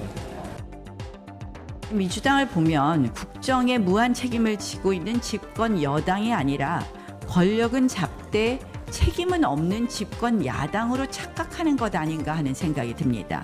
야당을 도둑놈 대하듯 박멸 집단으로 생각한다면 결국 국회도 민생도 후순위로 두고 있는 것 아닌가 하는 생각이 듭니다. 이제 총선을 머릿속에 지우고 맏형 같은 책임감을 좀 가져줄 것을 촉구합니다. 야당을 이 도둑놈 대하듯 박멸 집단으로 생각한다면 결국 국회도 민생도 후순위로 두고 있는 것 아닌가 하는 생각이 듭니다. 우리가 이런 회동보다는 아침에 일찍 6시에 우리가 목욕탕에 가서 목욕탕 회동을 좀 하자. 그렇게 해서 서로 소통에 폭을 넓히자 그런 데서 공감을 했습니다. 그리고 여당은 좀 가슴을 펴고 자유한국당을 협상의 틀로 불러들이는 그런 좀 통큰 정치를 했으면 좋겠다. 우리가 이런 회동보다는 목욕탕 회동을 좀 하자. 그렇게 해서 서로 소통의 폭을 넓히자.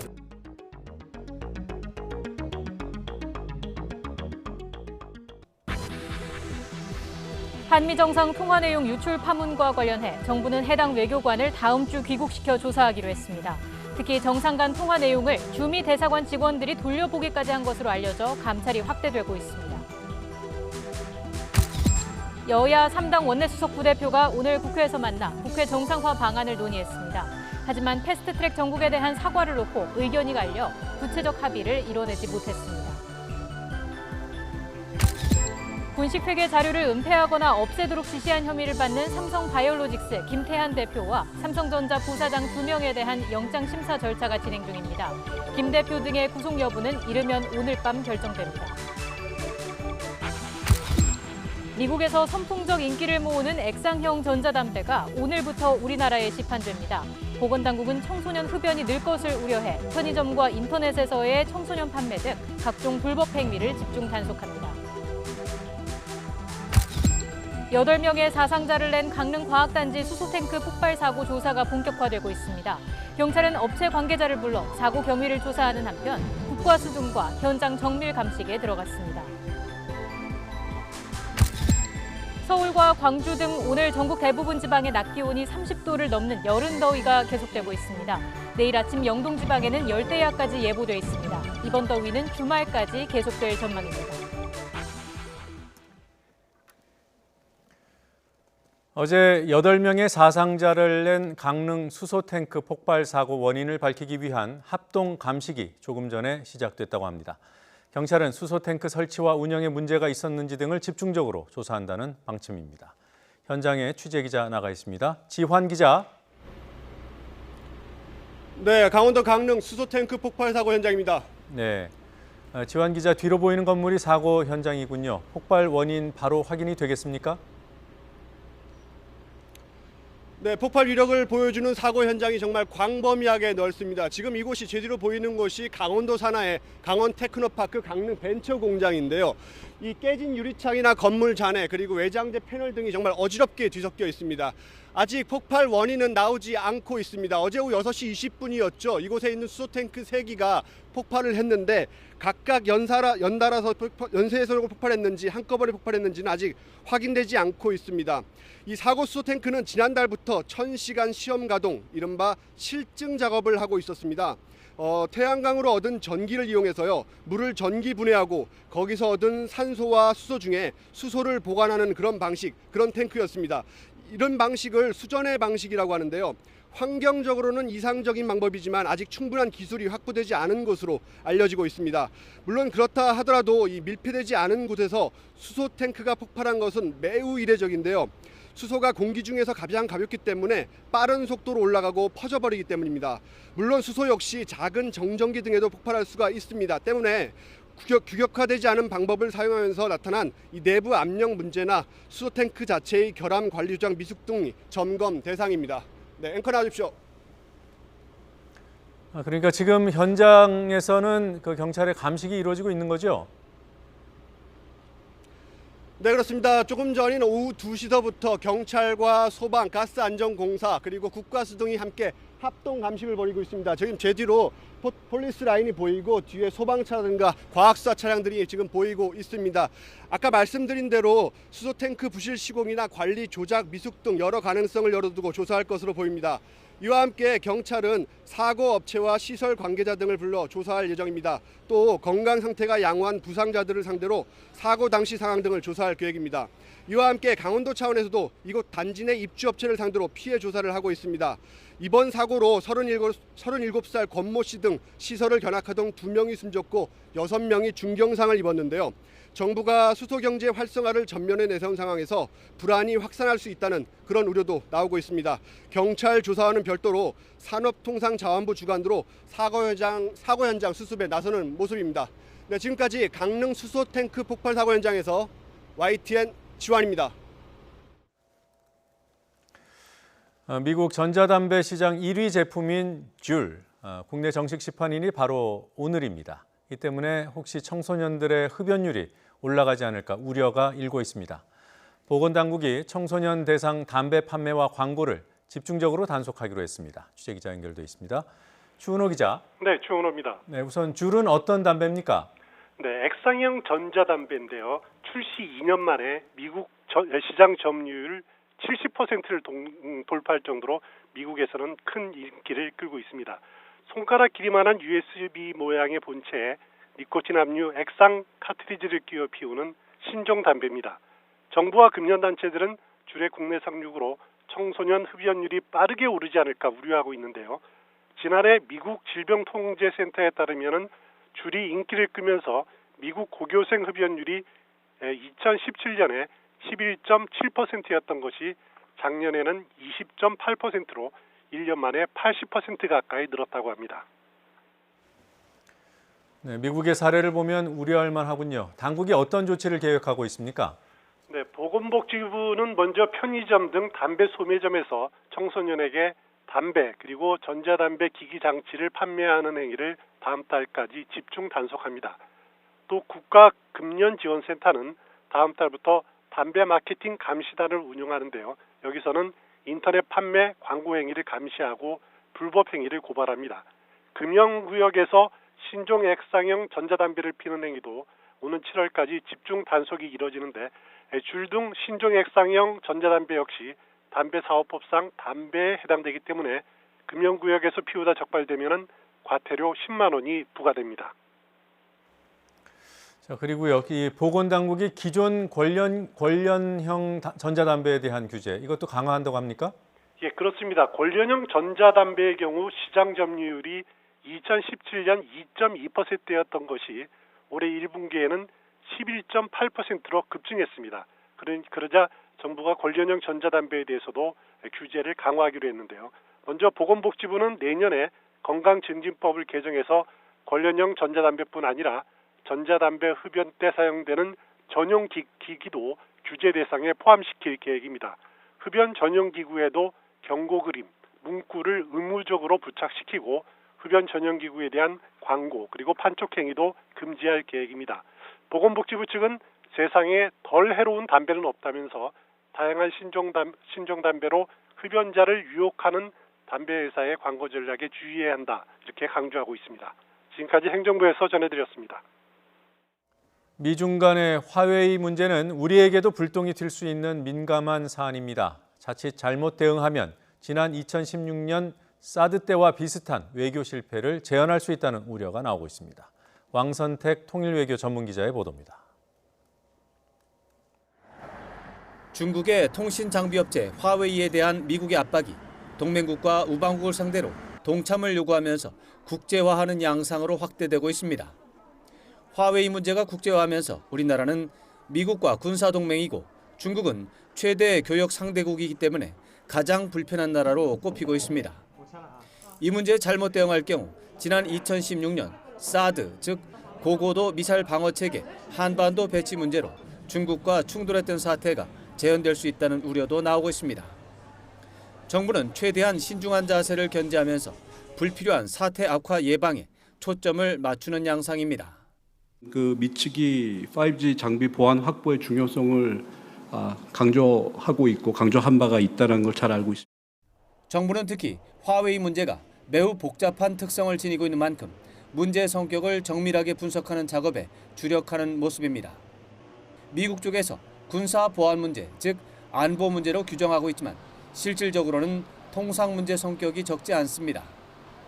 또 화웨이 문제가 미국과 중국의 무역 전쟁이라는 틀 속에서 불거진 상징적 전투 의미가 있다는 점에서 장기적이고 거시적인 차원에서 대응 전략을 구상해야 합니다. 정부 차원의 대응이 아니라 민간 기업 활동이 중요하다는 특성도 결합돼 있다는 점에서 민관 합동 대응, 더 나아가서 범국가적 대응 시나리오도 검토 대상입니다. 이처럼 사안 자체만을 갖고 분석하면 복잡하고 다양한 특징이 존재하기 때문에 3년 전 사드 한반도 배치와 유사한 정책 오류가 나타날 가능성은 크지 않은 것으로 전망됩니다. 다만 국내 정치 차원에서 정부 여당과 야당이 상대방을 공격하는 정치 쟁점의 소재로 활용할 경우 미중 패권 경쟁 구도에 휩쓸려 갈 수 있다는 점에서 국내 여론 대응에도 세심한 노력을 기울일 필요가 있는 것으로 분석됩니다. YTN 왕선택입니다.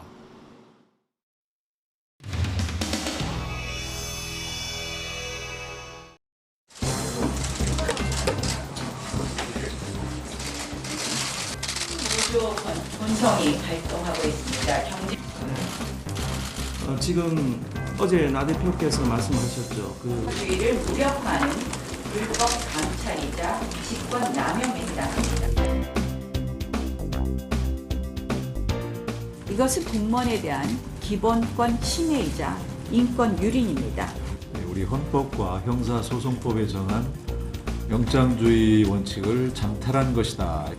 만약에 청와대의 휴대폰 임의 제출이 합법이라면 이제는 감사원뿐만 아니라 감찰권을 가진 모든 기관이 공무원 개인 소유의 휴대전화뿐만 아니라 컴퓨터, 금융자료까지 무제한으로 임의 제출 받을 수 있게 됩니다. 반드시 좀 이번에 저희들이 수사 의뢰 내지 고발을 해서 이 부분에 대한 반대를 했으면 좋겠다고 생각합니다. 전 정권에서도 외교 정보가 유출되면 민정수석실에서 주요 간부들 상대로 휴대폰 제출을 요구했다. 그렇지만 2-3시간이면 다 돌려줬다. 그런데 이번 정부 들어서도 완전히 달라졌고 휴대폰은 압수 후에 짧게는 2-3일, 길게는 4-5일씩 가져가서 돌려주지 않는다. 기본적으로 이 수사나 조사에서 임의 제출받는 것을 전혀 금지할 수는 없습니다. 반드시 서민으로 자발적인 동의를 받아야 되고 반드시 그 조사 범위를 정해야 된다.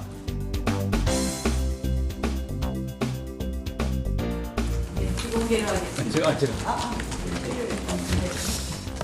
제가 중앙지검장 때 있었던 일 하나 소개를 드리겠습니다. 2012년으로 기억되는데 특별수사팀을 꾸려서 수사하던 사건이 있습니다. 그런데 그 수사 내용이 특정 언론에 정말 그대로 계속 유출이 돼서 그때 법무부 대검 중앙지검 전체적으로 큰 소동이 일었습니다. 그런데 그 범인이 잡혔는데요. 알고 보니까 밤늦게 새벽 1시, 2시 그 주말에 특정 기자가 문을 따고 들어가서 조서를 훔쳐나와서 그 내용을 알게 된 것이었습니다. 그때 그 기자를 긴급 체포를 했습니다. 긴급 체포를 하고 휴대폰과 노트북을 압수수색을 했습니다. 그러나 절도행위는 관계없는 것이다. 그래서 저희들이 회의 끝에 그 노트북과 휴대폰을 돌려줬습니다. 압수수색에서 분석을 하지 않았습니다. 그만큼 이 개인의 양심의 자유라든지 이 중요한 겁니다.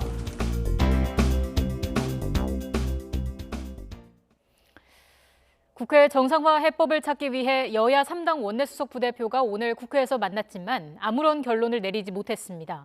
이런 가운데 한국당 강효상 의원의 한미 정상 통화 내용 유출 파문이 갈수록 확대되면서 여야의 감정 대립도 다시 격화되는 분위기입니다. 국회 취재기자 연결하겠습니다. 최민기 기자. 네, 국회입니다. 네, 여야 수석 부대표들 회동이 있었습니다마는 별 소득 없이 끝났다고요? 네, 그렇습니다. 여야 3당 원내 수석 부대표들은 오늘 오전 10시에 국회에서 회동을 했습니다. 이 수석들은 폭넓은 공감대 속에 의견을 주고받았지만 이 국회 정상화에는 확답을 내리지 못했습니다. 오늘 회동은 오전 10시부터 국회의원회관의 이동섭 의원실에서 진행이 됐습니다. 민주당 이원욱, 한국당 정양석, 바미당 이동섭 수석 부대표들은 오늘 국회 정상화 방안을 놓고 40여 분간 논의를 벌였습니다. 이 구체적인 정상화 방안에 대해서 협의를 하기로 했는데요. 직접 들어보시겠습니다. 큰 틀에서는 저희들끼리는 얘기가 잘 돼서 각 당 원내대표님들한테 잘 건의해서 전국 정상화를 좀 조속히 해보자라고 하는 얘기들이 좀 오고 갔습니다. 이동섭 우리 바른미래당 원내수석 부대표께서 1, 2당에게 충고와 함께 또 여러 가지 쓴소리를 해주셨다. 그 말씀을 저희들은 들었고 서로 명분 있게 원내대표들한테 보고를 드리고 원내대표들이 조속히 좀 이렇게 만나서 다시 회동을 하면 좋겠다 그런 정도 정리했습니다. 이 회동 이후 수석들은 각각 원내대표에게 회동 분위기를 전달하며 향후 대책을 논의했습니다. 민주당은 다음 주 임시국회 개최를 위해 적극적으로 협상에 임하겠다는 방침이지만 이 협상이 쉽지 않을 것이란 내부 전망도 나오고 있습니다. 한국당도 패스트트랙 철회와 사과 없이는 국회 정상화가 없다며 민주당을 압박했습니다.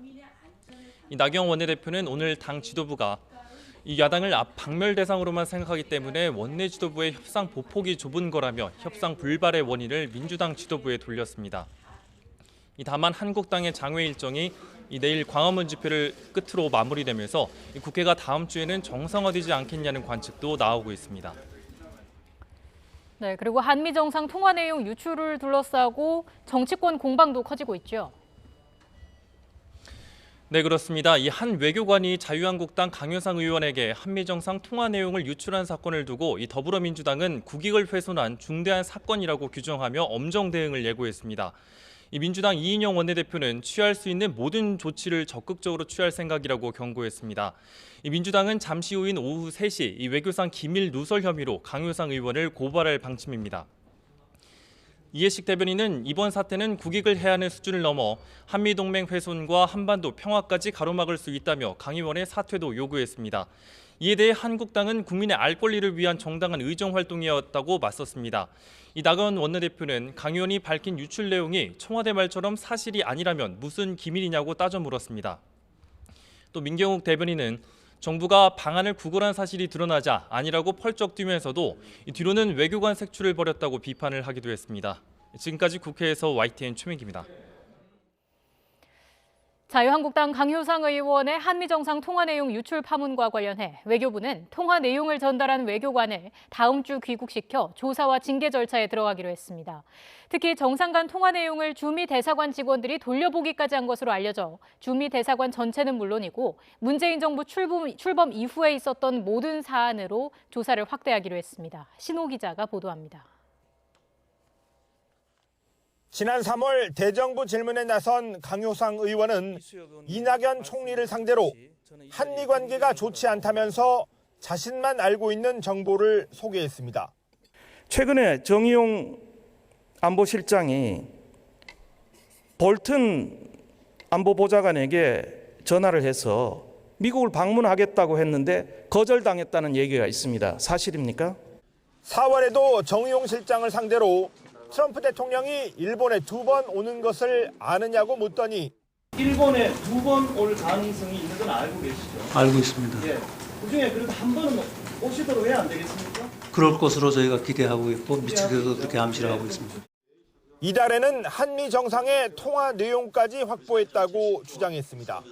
트럼프 대통령이 5월 하순에 일본을 방문한 뒤에 잠깐이라도 한국을 방문해 달라, 한국을 들러달라 이렇게 제안을 했다고 합니다.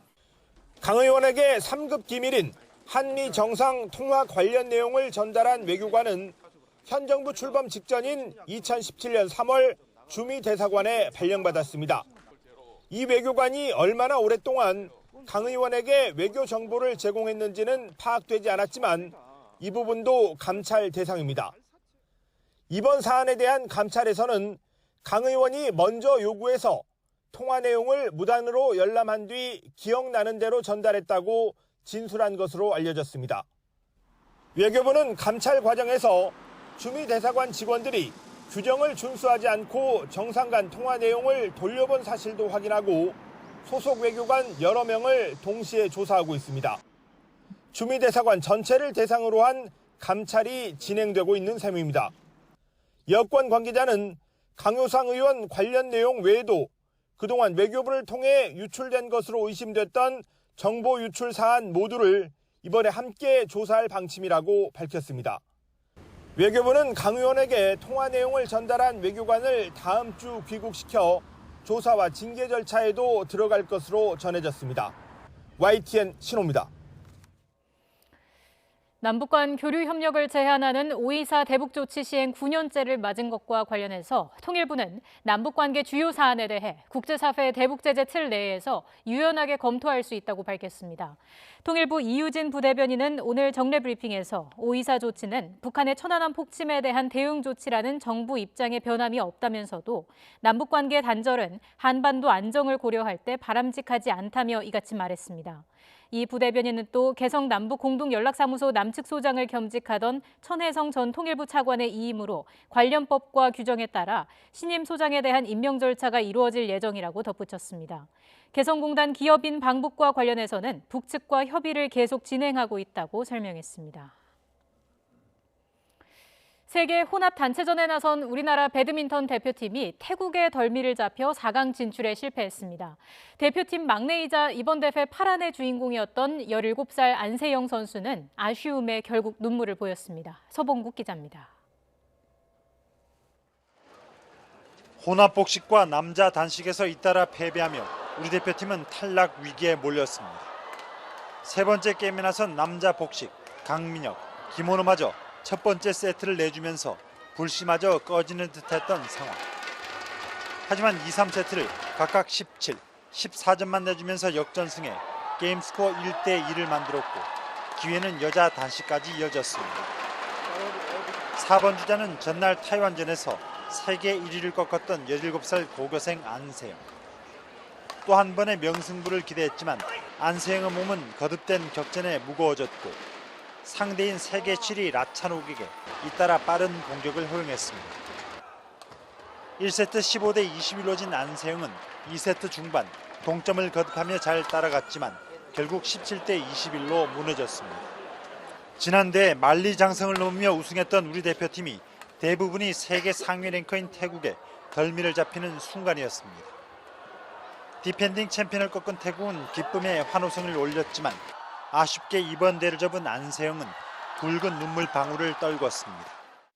수비도 잘 받았는데 상대가 워낙 잘해서 다 넘기더라고요. 그래서 좀 많이 아쉽기도 하고 뭐 아직 기회는 많으니까 그거보다 더 열심히 해서.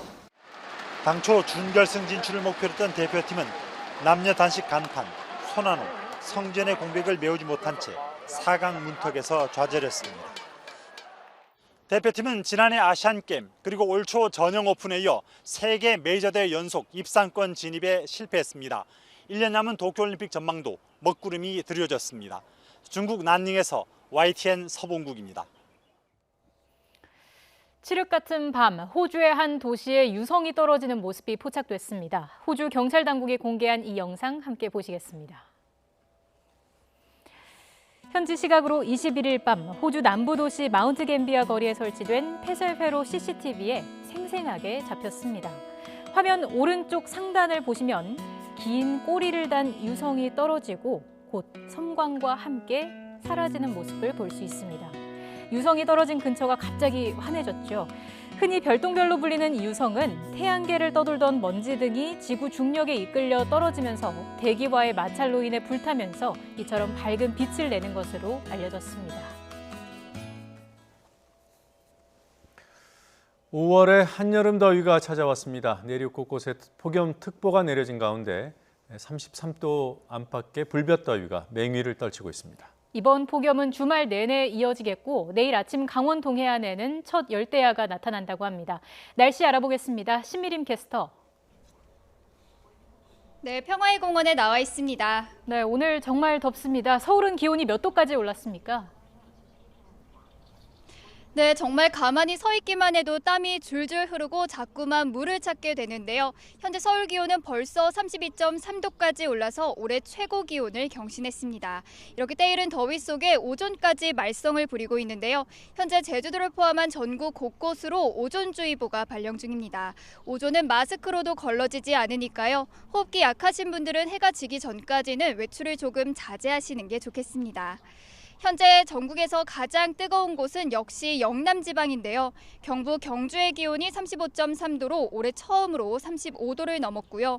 포항이 34.6도, 대구도 34도까지 올라서 현재 대부분 지방에서 올해 최고 기온 기록이 세워졌습니다. 서울 등 중북부와 남부지방에는 폭염주의보가 발효 중인 가운데 내일도 불볕더위가 기승을 부리겠는데요. 내일 낮 기온은 서울이 31도, 광주가 32도, 대구와 포항 34도, 강릉은 35도까지 오르겠습니다. 휴일까지 전국이 대체로 맑은 가운데 30도를 웃도는 더위가 계속되겠고요. 때이른 더위는 다음 주 월요일에 전국에 비가 내리면서 꺾일 전망입니다. 내일 아침 영동 지방은 아침 기온이 25도를 웃도는 열대야가 나타날 것으로 보이고요. 현재 강원 영동에는 건조 경보가, 그 밖에 동해안과 전국 곳곳으로는 건조주의보가 발효 중에 있으니까요. 산불 예방에도 각별히 주의하시는 게 좋겠습니다. 지금까지 평화의 공원에서 YTN 신미림입니다.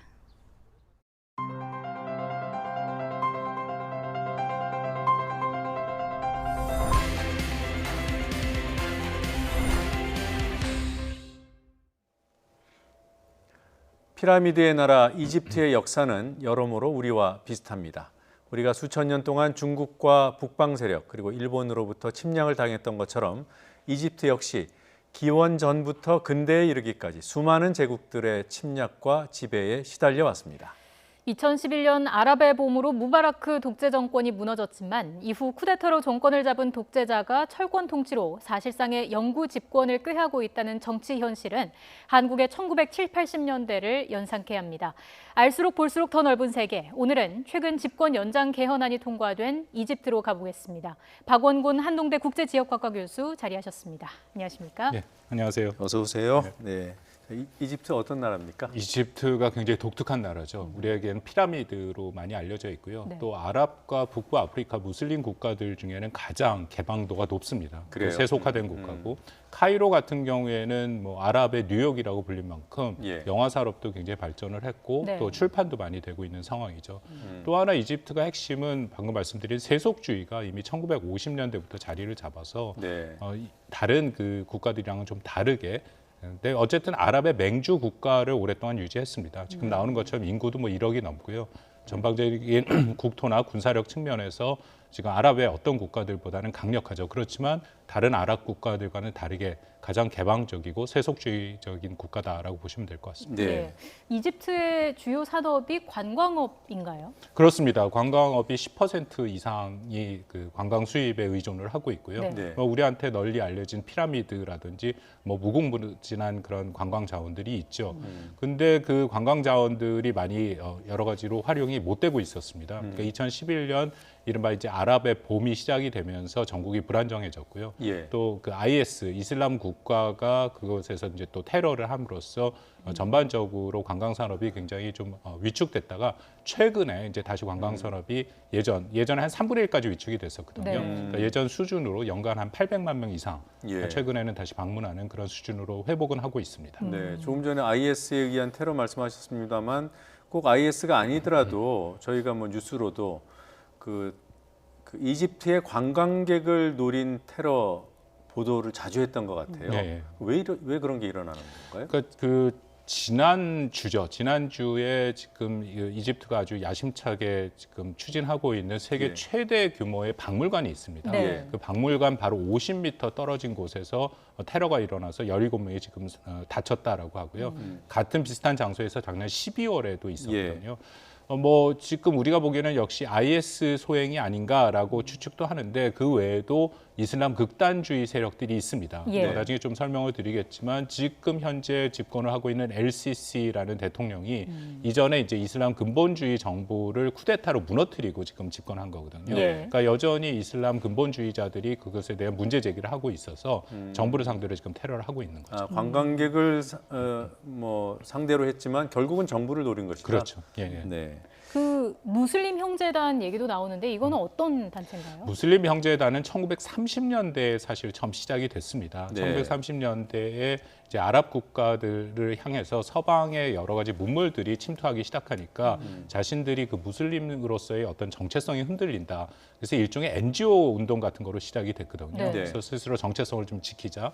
근데 그게 뭐 정치 세력화되기도 했고 또 일본은 극단으로 흘러서 뭐 테러 조직으로 인정받기도 하고요. 근데 방금 말씀드린 지금 LCC 현 대통령 바로 이전에 무르시라고 이제 그 선거에 의해서 자유 선거에 의해서 선출된 대통령이 있었는데 그 사람이 이제 무슬림 형제단 출신입니다. 아, 그래요? 예, 그런 상황입니다. 그러니까 2011년에 아랍의 봄이 왔고 그래서 일종의 시민혁명으로 무바라크 정권을 축출한 거잖아요. 그렇습니다. 그리고 당선된 사람이 무르시. 이 사람이 이제 이슬람 근본주의자 그리고 이슬람 형제단 출신이고. 그러면 그 당시에 그 2011년 아랍의 봄 이후에 이집트의 국민들이 무르시를 선택한 이유가 있을 거 아닙니까? 일단 무바라크부터 시작을 해야 되는데요. 네. 무바라크는 1981년인가에 집권을 했습니다. 그 전에 이제 사다트가 암살되고 나서 네. 군 출신이고요. 무려 30년을 집권을 했습니다. 뭐 말도 못한 독재였고 또 안에 억압도 있었고 부패가 매우 심했죠. 그래서 예. 2011년 이집트 사람들이 이제 봉기를 해서 말 그대로 이제 추출을 한 거죠. 네. 추출을 하고 자유선거를 했습니다. 그 자유선거를 해서 선출을 했는데 말씀드린 무슬림 형제단의 네. 그 무르시가 됐는데요. 51%를 가져갔습니다. 예. 전체 투표에. 그렇기 때문에 여전히 뭐 거의 한 반 정도죠. 예. 그러니까 말씀드린 것처럼 이집트는 무슬림 국가의 정체성을 갖고는 있습니다. 근데 상당히 세속화됐기 때문에 이 두 개 충돌하는 세력이 있거든요. 그러니까 무슬림의 그런 이슬람을 좀 강화해야 된다라는 목소리가 있는 반면에 우리는 세속화된 아랍 그 민족주의를 계속 주창해야 된다. 그게 이제 유명한 나세르 때부터 이어지는 건데요. 네. 이제 두 가지의 그런 서로 다른 세력이 충돌을 했는데 일단 선거에서는 그 무슬림 형제단의 무르시가 됐습니다. 근데 네. 문제가 이 사람이 되니까 이슬람의 근본주의 정책을 시작을 한 거예요. 예. 예를 들어서 히잡이라고 해서 여성들이 이렇게 감고 다녀야 될 게 있지 않습니까? 그거를 국적과 종교에 상관없이 모두 거리에 나설 때 모두 여성들이 해야 된다. 의무화를 했죠. 네. 그리고 이제 그 또 내부에 있는 그 기독교의 그 교회들이 있는데 교회를 증축하거나 개축하지 못하도록 이제 그런 형태의 이슬람 근본주의의 차별을 이제 시작을 한 거죠. 네. 그랬더니 다시 이제 민중 봉기가 시작이 됐고 예. 말씀드린 한 반 정도의 이집트의 국민들이 그 세력에 반대하기 시작을 한 겁니다. 그랬더니 이제 그 틈을 타고 지금 현재 대통령인 LCC 역시 군 출신이고요. 네. 육군 대장 출신입니다. 네. 쿠데타를 일으킨 거죠. 예. 네. 그럼 LCC 대통령이 권력을 장악한 이후 지금은 어떻습니까? 지금은 뭐 전국이 안정은 좀 됐다라고 얘기를 합니다. 왜냐하면은 이게 굉장히 강권, 철권 정치라고 뭐 독재 권력입니다. 그것은 네. 확실한 거고요. 그런 형태로 진행이 돼서 좀 안정은 되고 있는데 여전히 여러 가지 불신은 남아 있죠. 근데 이 집권하는 과정에서 굉장히 많은 희생이 있었습니다. 그러니까 뭐 당연히 독재 그 쿠데타로 하니까 쿠데타에 반대하는 시위대가 있었는데 네. 지금 알려지기로는 한 2,000명 정도를 직접 발포를 했다고 하더라고요. 사망자가 그 정도로 나왔고요. 네. 그 외에도 굉장히 많은 숫자의 실종된 사람들이 나옵니다. 네. 그러니까 이것은 그 정보 공권력이 이제 실종을 해서 그 중에 예. 가장 그 잘 알려진 사례 중에 하나가 이탈리아 사람이었는데 이 네. 사람이 실종이 돼서 경찰에 신고를 했는데 나중에는 결국 주검으로 발견이 됐거든요. 네. 근데 고문의 흔적이 있었습니다. 그러니까 이태리 정부에서는 당연히 이제 이집트에 항의를 할 텐데 이집트에서 정부에 계속 하는 얘기는 이건 테러범의 소행이다. 그래서 이집트와 이태리가 거의 단교 직전까지 지금도 사이가 매우 안 좋죠. 네. 네. 이제 그런 사례들이 수도 없이 지금 발생하고 있습니다.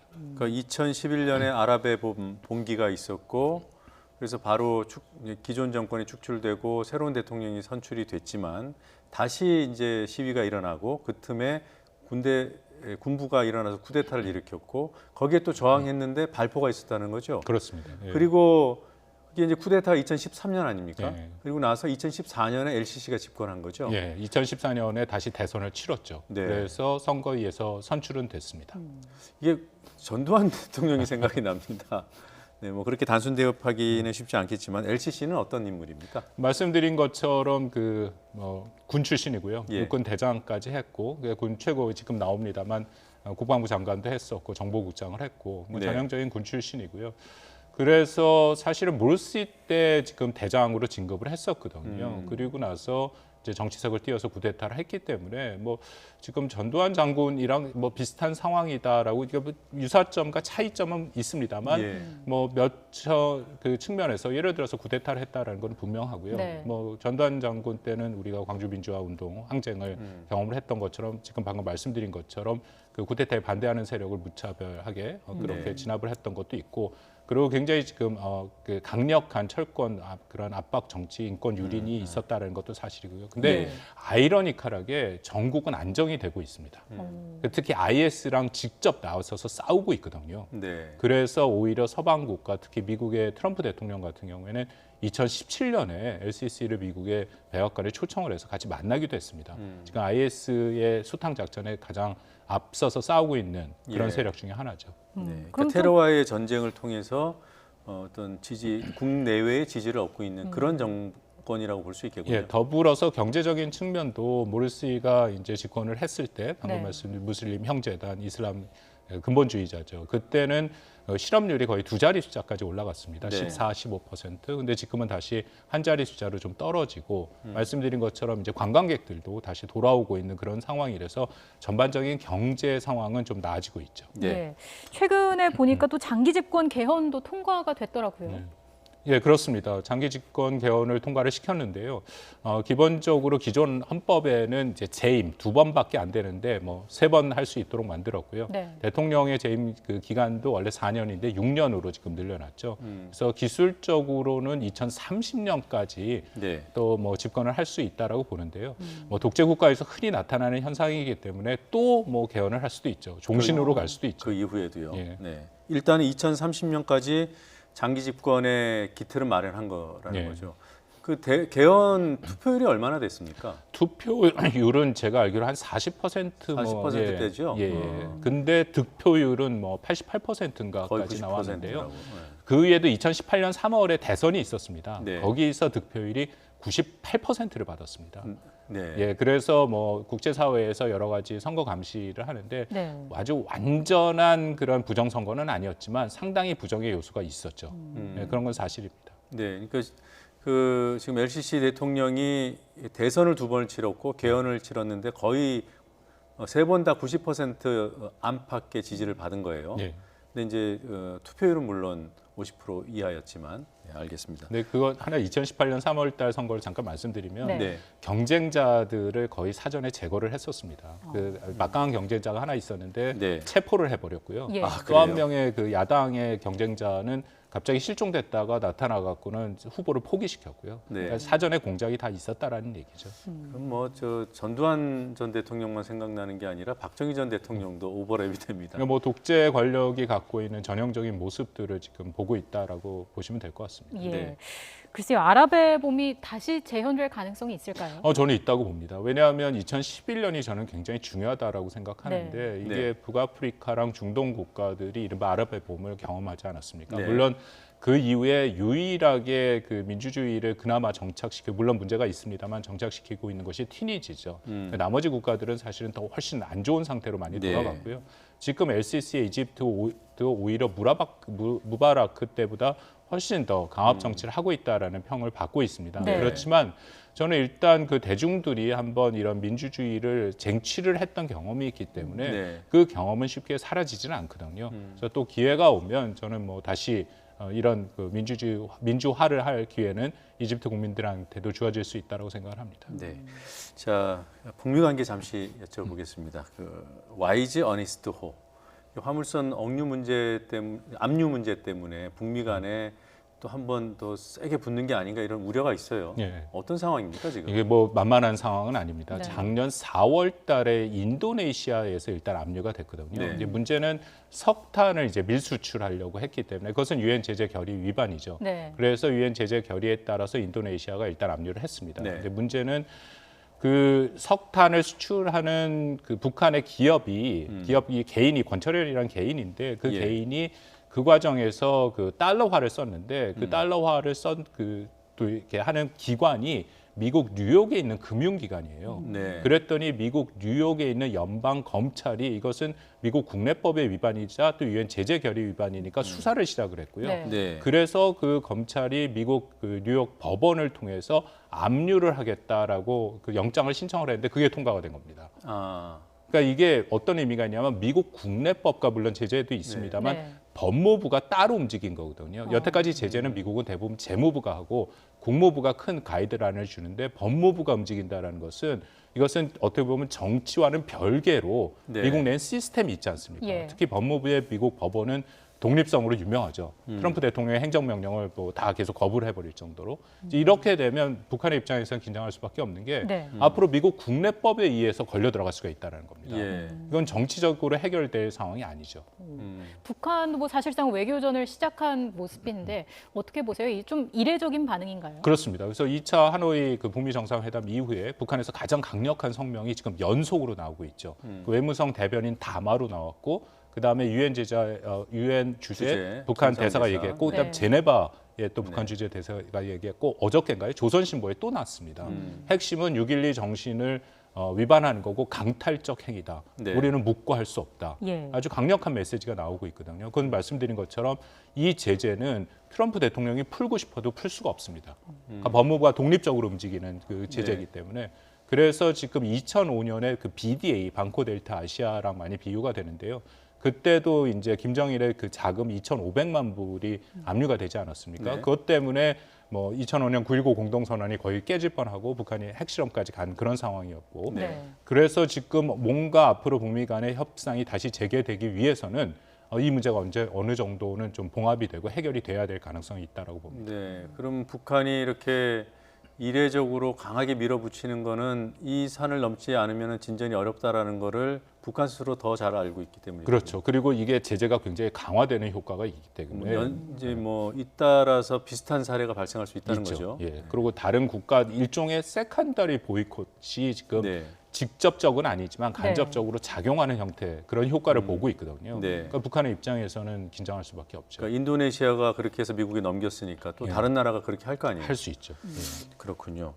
자, 이게 그 북미 관계 전반에 그러니까 좋은 건 아닌데 역으로 이게 해결되면 또 좋은 뭐 변수가 될 수도 있을까요? 예, 그게 이제 양면이 다 있습니다. 네. 이 문제를 갖고 북미가 다시 접촉을 한 가능성이 있죠. 네. 그러니까 뉴욕 채널을 통해서 북한이 문제 제기를 하면 뭐 미국의 행정부 차원에서 뭔가 얘기를 할 수도 있고 네. 그 지난 5월달에 미사일 그 문제도 이미 일부에서 보도가 됐습니다만 또 미국이 북한한테 그 경고를 했고 그러니까 그 두 가지 의제를 갖고 얘기를 할 수도 있고요. 예. 아니면 여전히 좀 대화가 어려워질 수도 있죠. 그러니까 북한이 계속 이것을 일종의 전제 조건으로 문제를 풀어라. 네. 지난 BDA처럼 이 문제가 안 풀리면 우리 대화할 수 없다라고 얘기할 수도 있고 그러면 또 그 트럼프 행정부 입장에서는 곤혹스러워지죠.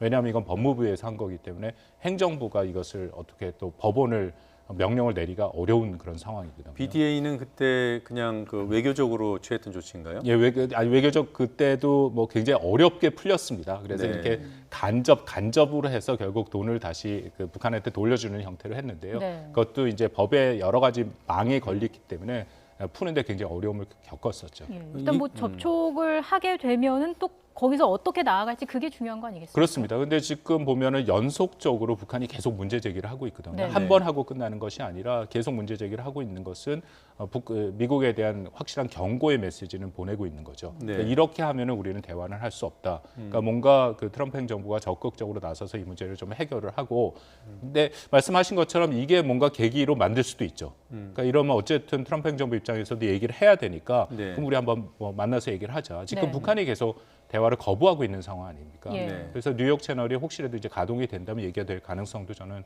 뭐 배제할 수는 없다라고 생각을 합니다. 예. 이게 이제 압류를 했어요.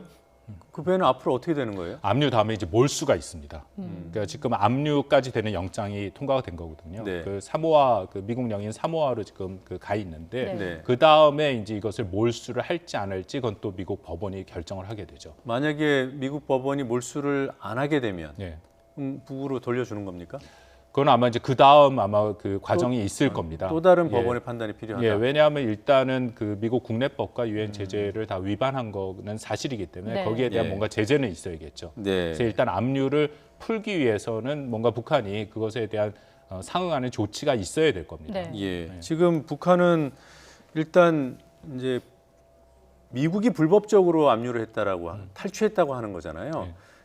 그러면 석탄을 싣고 가지 않았다고 주장하는 겁니까? 아닙니다. 그 그건 석탄을 아니고요. 싣고 간 것은 확실하고요. 그것은 네. 인정하는데 이제 북한이 몇 가지 이유로 이것이 이제 미국이 불법적인 행동을 했다라고 얘기를 합니다. 하나는 2004년에 유엔 협약에 따르면 타국의 네. 그런 자산을 몰수할 수 없다라고 얘기를 했는데요. 네. 그건 이제 그 뉴욕 주재 그 북한 대사가 유엔 주재 북한 대사가 얘기를 했는데 그거는 사실이 틀렸습니다. 2004년에 그런 협약이 있기는 있었지만 그게 통과되지는 않았어요. 아, 예. 그래요. 예, 그래서 그 사실이 틀렸고요. 두 번째는 북한은 조금 더 원칙 차원에서 얘기를 하죠. 이건 국가의 주권의 문제인데 다른 국가의 자산을 갖고 가는 것은 기본적인 국가 주권을 침해하는 행위다.